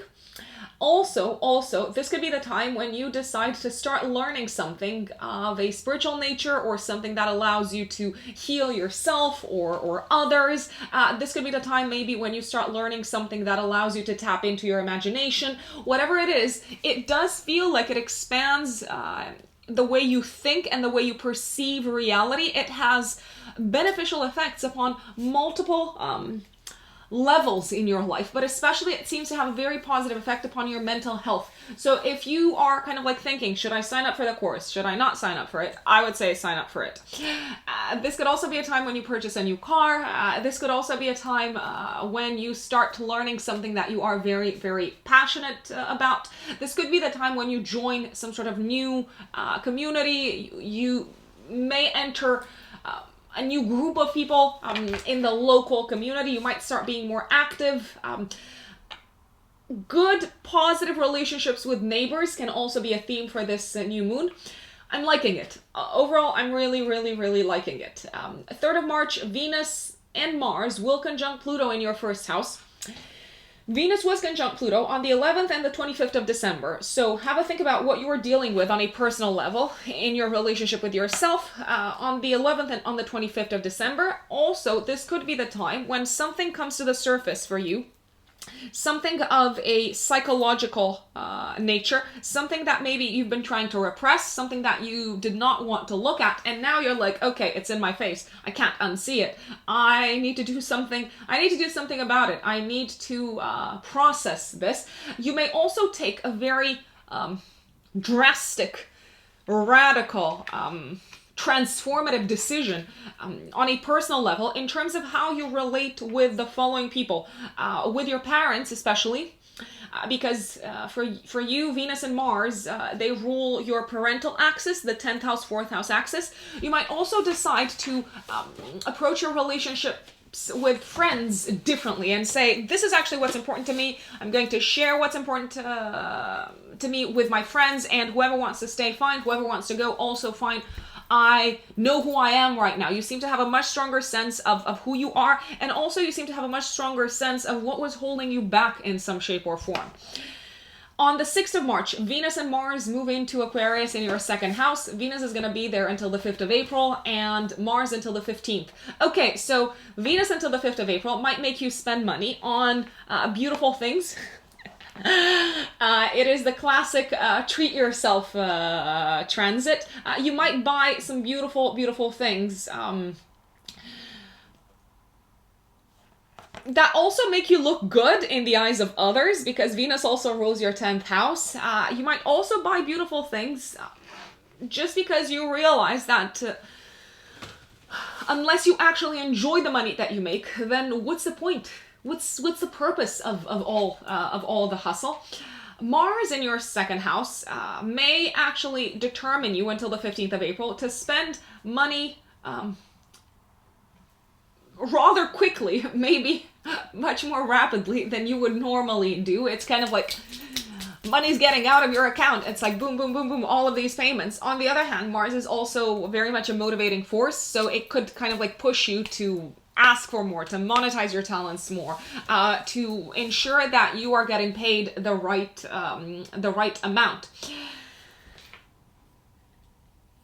Moving a little bit forward in time, Capricorns, Mercury is going to move into Pisces in your 3rd house until the 27th of March. Mercury for you Capricorns rules your 6th house and your 9th house until the 27th of March. You will probably meet a lot of new people in your work environment, or maybe connect with a lot of new people in your work environment. On the 18th of March, 3 days before, 3 days after, the full moon in Virgo of this year is triggering your axis of learning and traveling. So look back, Capricorns, at what you started to work on in the area of education, in the area of traveling, in the area of legal matters in your life. What did you start to work on as of September of 2021? And especially what happened in these sectors that I flagged, so education, traveling, visas, the judicial system. What was happening in these areas around the 6th, 7th of September 2021, because there will probably be a culmination of that at this full moon. I like this full moon because it's really nicely aspected to Pluto and Capricorn in your 1st house. So it feels like you have learned something very valuable about yourself at this point in time. It also feels like you are maybe ready to let go of an old belief system and of an old worldview and of an old life philosophy. You may also feel ready to expose a part of yourself to others that you weren't necessarily confident in exposing up until this point. You may also wrap up a legal issue and you seem to feel like a newborn, like a completely new person altogether. It feels like an immense weight is taken off your chest, Capricorn. So you've got a lot to look forward to at this full moon. 19th of March, Venus in Aquarius in your 2nd house is squaring Uranus and Taurus in the 5th house. I mean, you could overspend, maybe treat your friends, be overly generous, overdo it with the fun around this time. And at the end of the night, you're like, oh, this is how much it all cost? Darn. On the 20th of March, the sun moves into Aries in your 4th house of home and family. Let's see. It is possible that you are shifting the attention from getting together with others, finalizing paperwork. You're shifting your attention towards private life, home life, maybe transforming something in this part of your life for the next 4 weeks. Maybe you're doing a bit of a purge. Maybe you're cleansing things up. Maybe you're feeling ready for a fresh new beginning in this area of your life. 21st of March, Mercury is conjunct Jupiter in Pisces in your 3rd house. You could have some really nice creative ideas on this day, but communication with others is likely to be fraught with overly optimistic attitudes. So some people might promise more than they can deliver. Some people might focus on the good stuff too much. They might exaggerate things. Careful that you don't over-exaggerate what you're promising to others on this day. I mean, don't exaggerate at all. But in general, this is not something that you are in danger of doing, Capricorn, of course, because you're ruled by Saturn. But on this particular day, you might be like, this is going to be amazing. I can do all of these things for you. Yes, I can absolutely deliver all of these services and so on. And you might not be able to. So careful with that. On the 22nd of March, I don't really like this day because Mars in Aquarius in your 2nd house is squaring Uranus and Taurus in your 4th house. Okay, so Capricorns, you may have some sort of like fight or argument with a family member when it comes to a financial matter. You might also have some sort of unexpected expense that you need to deal with in the area of home and family life. In general, this is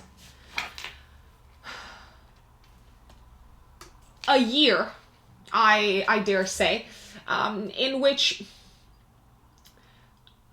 you are called, my dear Capricorns, to discover more of what you enjoy doing, of what you love doing. And sometimes that can be a little bit at odds with the values of your parents or the values that you inherited from your parents. My apologies, I realize that Uranus is not in your fourth house, it's in your fifth house, but it's actually Mars that rules your fourth house, Capricorn. So everything that I said in terms of the kind of like financial disagreement still stands. You may also have a parent on this day saying, why are you spending money on all of this I don't know, frivolous lifestyle or something like that? And you can get really mad. On the 23rd of March, Mercury will conjunct Neptune in Pisces in the third house. Okay, so this is a day of lies, deception, illusion, ambiguity and communication. So whatever people that you meet on this day say, I would take it with a big handful of salt. Not with a pinch of salt, with a handful of salt. This can also be a day when you're feeling a little bit confused as to maybe what you need to learn next, or who you need to call, or who you need to get in touch with, Capricorns. So there's a lot of ambiguity when it comes to communications, especially with coworkers, since Mercury rules your sixth house of day-to-day work. Also, you could feel a little bit confused about the next steps in terms of something that has to do with traveling or with a legal issue. It's like, I don't know, what now? I personally wouldn't take decisions about any of these matters. I wouldn't take decisions about traveling, about legal issues. I would stay away from doing that on the 23rd of March, Capricorns. And on the 28th of March, Venus is conjunct Saturn in Aquarius in your second house. Okay, so Venus rules your fifth house and your 10th house. It does feel like you need to maybe curb your spending a little bit on this day, and you might realize that just because it might actually derail you a bit from your long-term goals and objectives financially.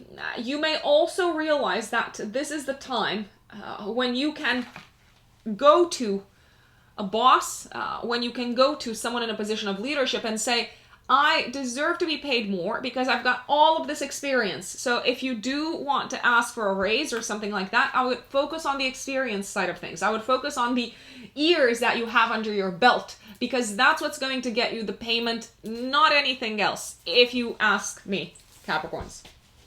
And that is March.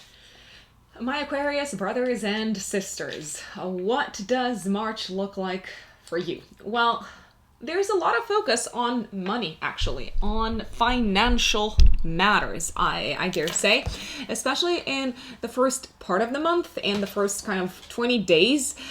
Afterwards, when the sun moves into Aries, into your third house, you are going to have a full schedule of meetings, of catching up with people, of sending emails, and so on. So, before we analyze the astrology of March, I do have one very important thing to tell you, or to remind you, better said. This year, for most of the year, Jupiter, the great benefic, the planet of expansion, will spend most of its time in your second house of income. The second house is also the house of self-worth, self-esteem, and inner resources. It is the house of values. In March, you have two lunations, a new moon on the 2nd of March and a full moon on the 18th of March, 3 days before, 3 days after. You have two lunations which activate very, very strongly the energy of Jupiter. Now, the new moon on the 2nd of March activates the energy of Jupiter a lot stronger than the full moon, because the new moon is actually conjunct Jupiter. You are being given the opportunity, Aquarius, this year to increase your income, to make more money, to increase your sense of self-worth and self-esteem, and to develop your talents and skills further in such a way that you feel more proud of yourself, and also in such a way that other people value you and value what you have to offer more than they have up until this point. Jupiter rules your 11th house and your second house. So my big recommendation, especially in March, is the following. get out of your comfort zone and get out of a rut in terms of how you've been approaching the area of finances so far. Also, challenge yourself, Aquarius, to increase the level of abundance in your life. Challenge yourself to appreciate yourself more. And how can you do that? Well, you can do that in a variety of ways. You can do that by signing up to a new class or course. You can do that by joining a group of people that you feel like you can contribute to. You can do that in all sorts of ways. The important thing is the following.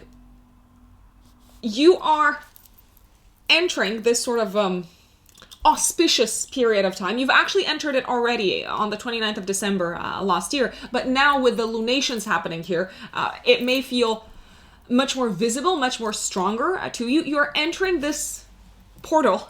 Oh my gosh. I suppose I should use another word because the word portal is overused by the New Age community, and literally everything and their mother is a portal. I'm sorry.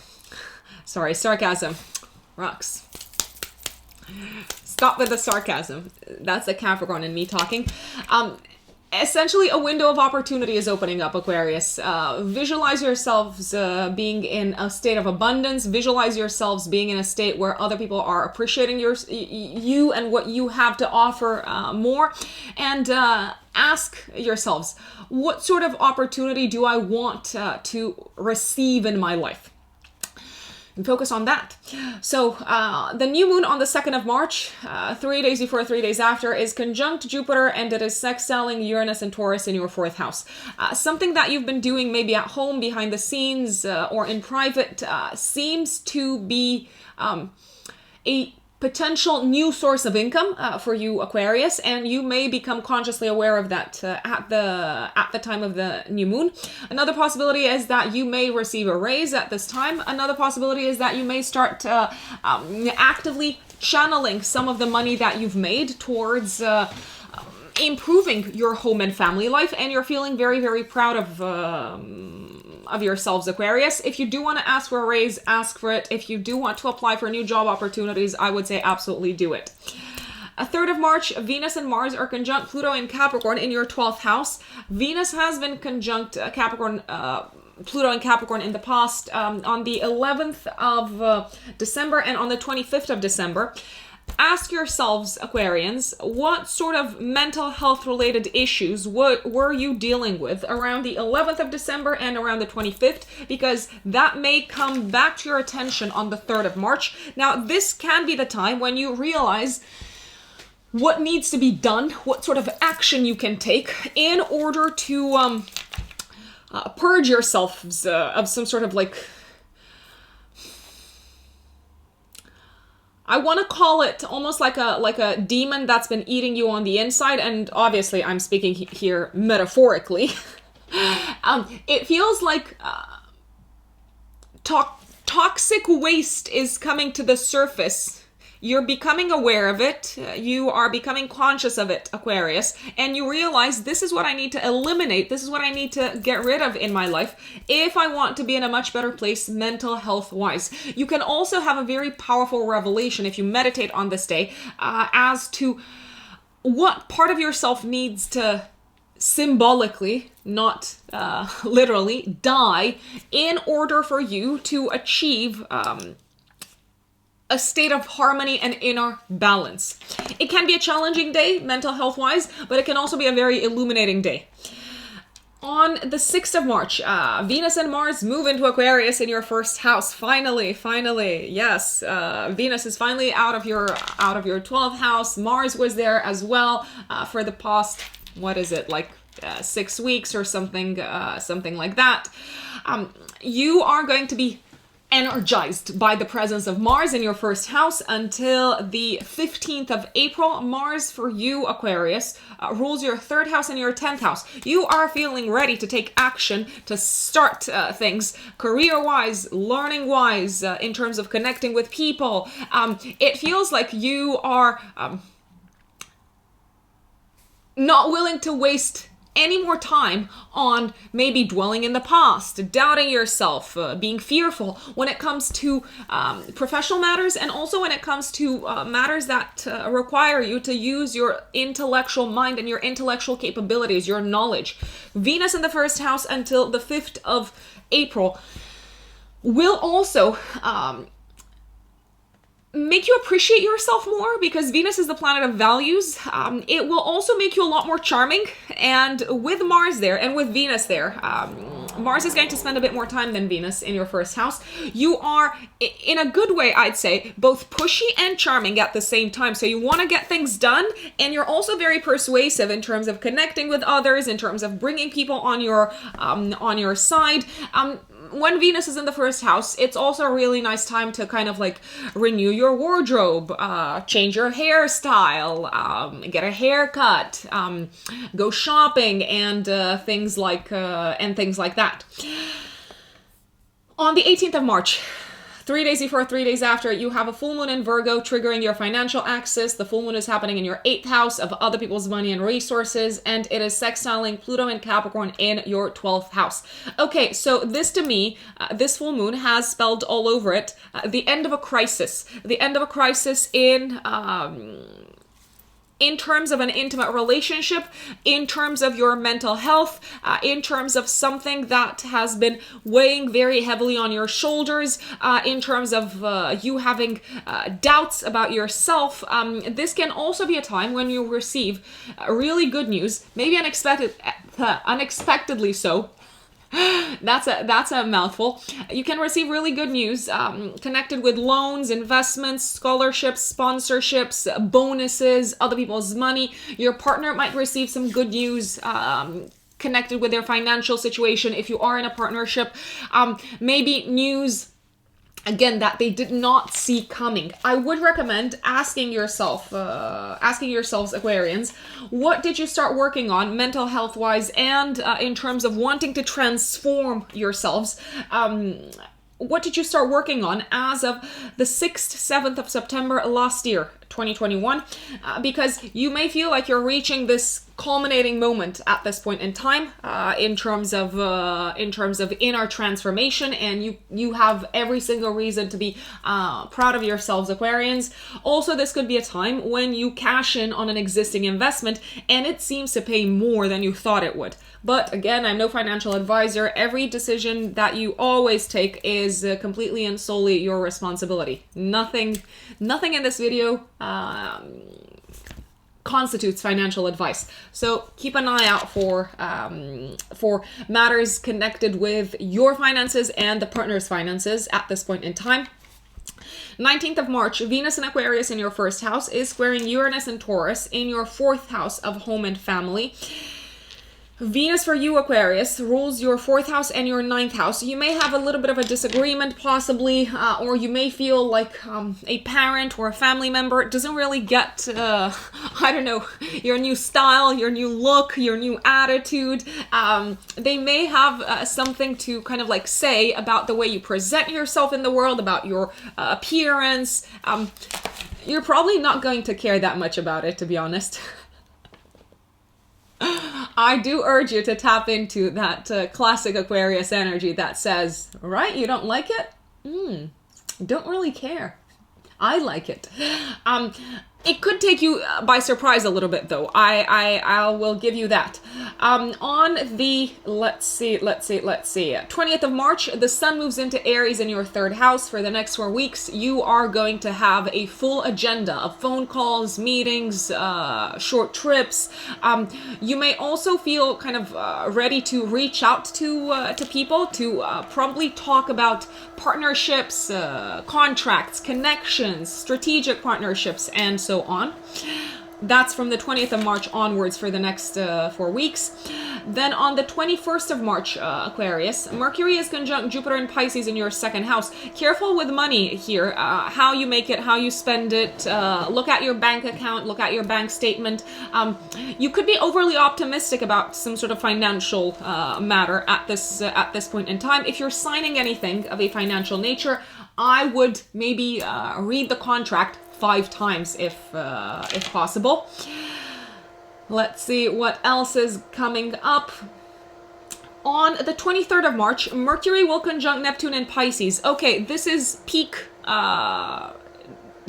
delusion time, I have to say, Aquarius. This could be a time when you're confused about a financial matter, when maybe someone tries to charge you more than you're supposed to be charged for a service. This could be a time maybe when you accidentally purchase something that is more expensive than you thought it would be. My recommendation would be, if you can, to refrain from making any sort of major purchases on this particular date, on the 23rd of March. And on the 28th of March, Venus will conjunct Saturn in Aquarius in your first house. It feels like you are integrating within your opinion about yourself, within also the way you present yourself to the world. It feels like you are integrating maybe a new value. It feels like you are integrating maybe something that you want moving forward to form part of the image that you project into the outside world, Aquarius.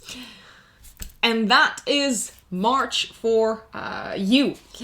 Now, my dear Pisces, Pisces suns and Pisces risings. Of course, you're the absolute stars of the first 20 days of the month. Why is that? Well, because the sun is still in Pisces, and the sun kind of like puts the spotlight on something. So everything will feel about you in the first part of the month. It may feel like everyone's watching you. It may feel like you're getting more attention, more exposure than you have gotten in a very, very, very long time. From the 20th of March onwards, however, for the next 4 weeks, your attention will probably shift towards the area of finances, making plans in that particular sector, maybe working towards organizing your financial life better, and so on. I'm getting ahead of myself as per usual. Let's see. 2nd of March, 3 days before, 3 days after. Pisces, you've got a new moon in your first house of identity, conjunct Jupiter. This is the new moon to be the most excited about this year. Why? Because it is offering you the opportunity to develop yourself, to grow in a new direction. This can involve any new direction that you want it to involve. It feels like you are starting to define yourself in a new way, probably also in relation to your career and your profession. Why? Because Jupiter rules your 10th house as well, of career and public status. This could be the time when you decide to embark upon a long-term journey that allows you to pursue a career path that you feel very much aligned with in terms of identity.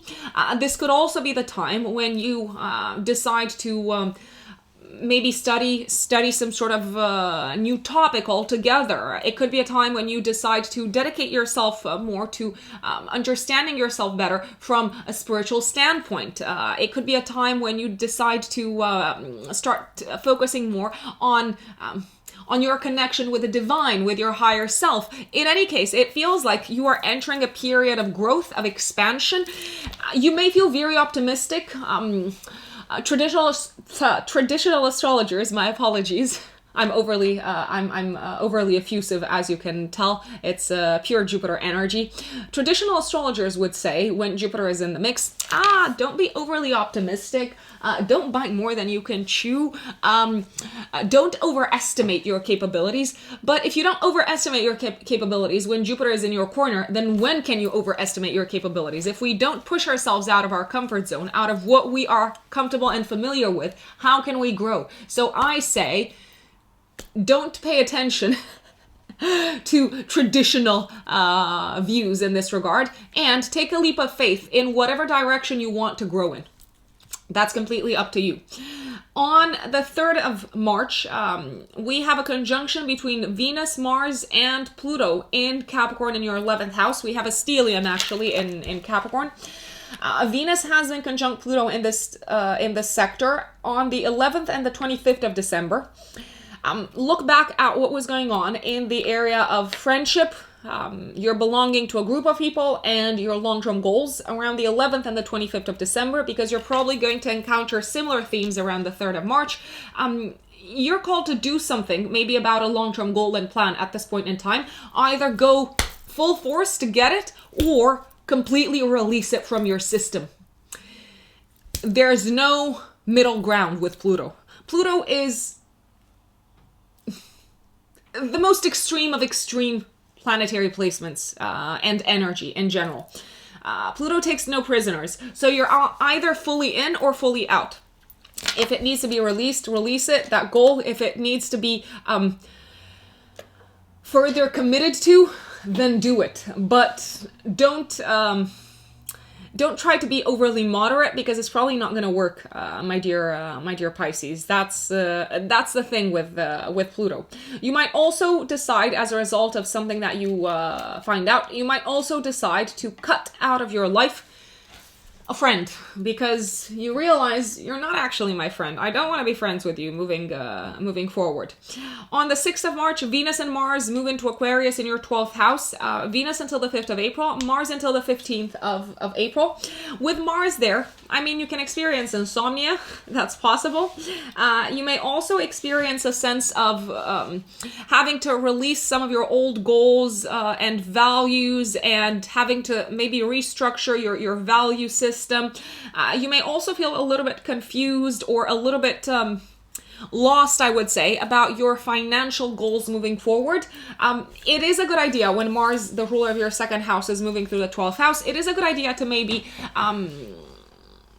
donate to charity and do some good deeds. Sacrifice a small part of your income so that you appease this energy. Let's see.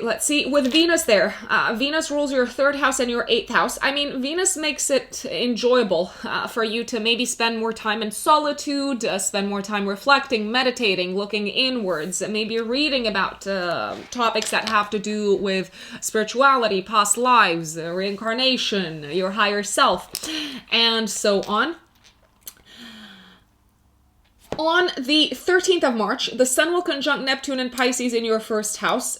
It does feel like at this point in time, you are maybe dissolving part of your identity that was attached to your job. I'll just say it. It can feel like a bittersweet moment. You could be feeling nostalgic. You could be feeling melancholic. You could be feeling like, oh no, I'm leaving this job behind, or I'm leaving this old set of, duties and responsibilities at work behind. But whatever has to go, has to go. That's the way in which I would approach it. You may also be feeling fatigued on this day, so I would take it easy. 18th of March, 3 days before, 3 days after, you're experiencing a full moon in Virgo in your 7th house of relationships. Very nicely aspected to Pluto in the 11th house. It looks like if you are in a relationship, you're reaching a culminating point, a culminating moment, maybe something that together with a partner you've been working on since September of last year. Around the 6th, 7th of September, you may have started working on a common goal, and now it's coming to fruition. It is completed. Also, a partner might have very good news that impact your long-term goals and plans as well in a positive way, if I may say so. It's a good idea to look back at what was going on in your relationship sector last year in September, if anything kicked off, or if anything kicked off for your partner. If you're single, you can meet someone, you can connect with someone. You don't have to, but it is likely. A friend could introduce you to someone. If you are looking to seal a deal, to make a business partnership official, then this is probably going to be the time when it happens, Pisces. 19th of March, Venus and Aquarius in your 12th house will square Uranus and Taurus in your 3rd house, which is really, really interesting. It does feel like on this day, maybe you are experiencing something in your private life behind the scenes. Maybe you are kind of like learning to appreciate a part of yourself that you were afraid of.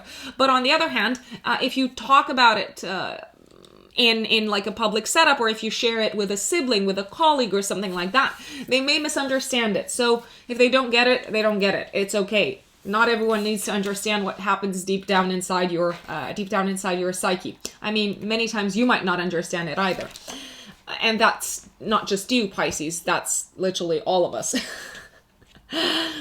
On the 20th of March, for the next 4 weeks, as I said, the sun moves into Aries in your second house. The sun rules your sixth house of day-to-day work, so you're probably going to get organized in terms of finances, set new goals, and so on. On the 21st of March, Mercury is conjunct Jupiter and Pisces in your first house. You may have some creative ideas on this day.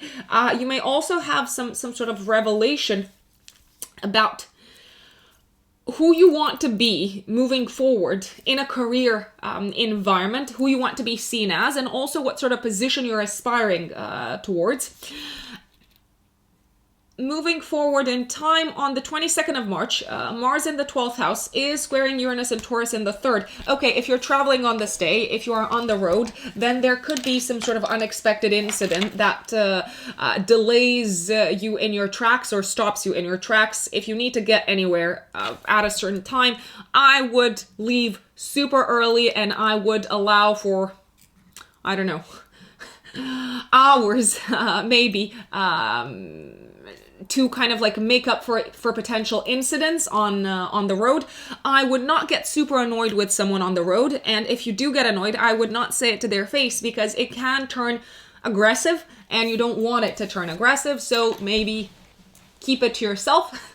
23rd of March, Mercury is conjunct Neptune and Pisces in your first house. You could be feeling nostalgic, melancholic, unsure of who you are on this day.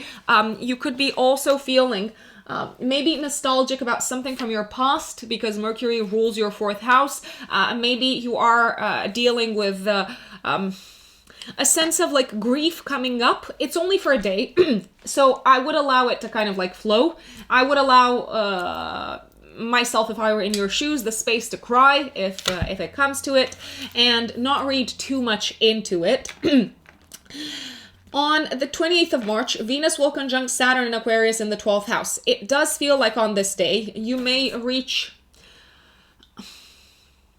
a logical conclusion as to what's been holding you back in terms of your blind spots. And also, you may realize that you don't have to beat yourself up so much for maybe not fulfilling some of your old long-term goals and plans. Also, you could be feeling like you're making peace with leaving behind an old group of friends or an old group of people that you belonged to, my dear Pisces. And that is March for you.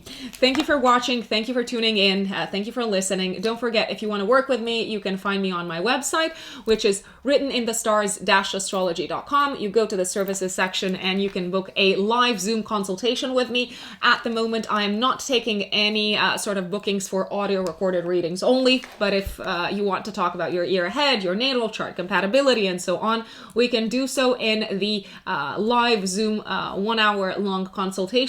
Also, don't forget that I am holding a Saturn transits masterclass on the 5th of March. Once again, you can find that on my website in the services section. You can sign up for it.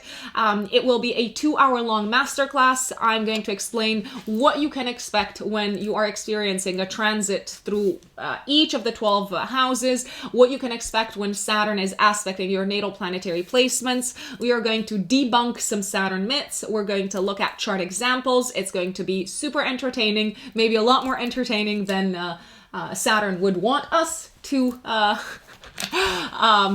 let's say, find the masterclass about him.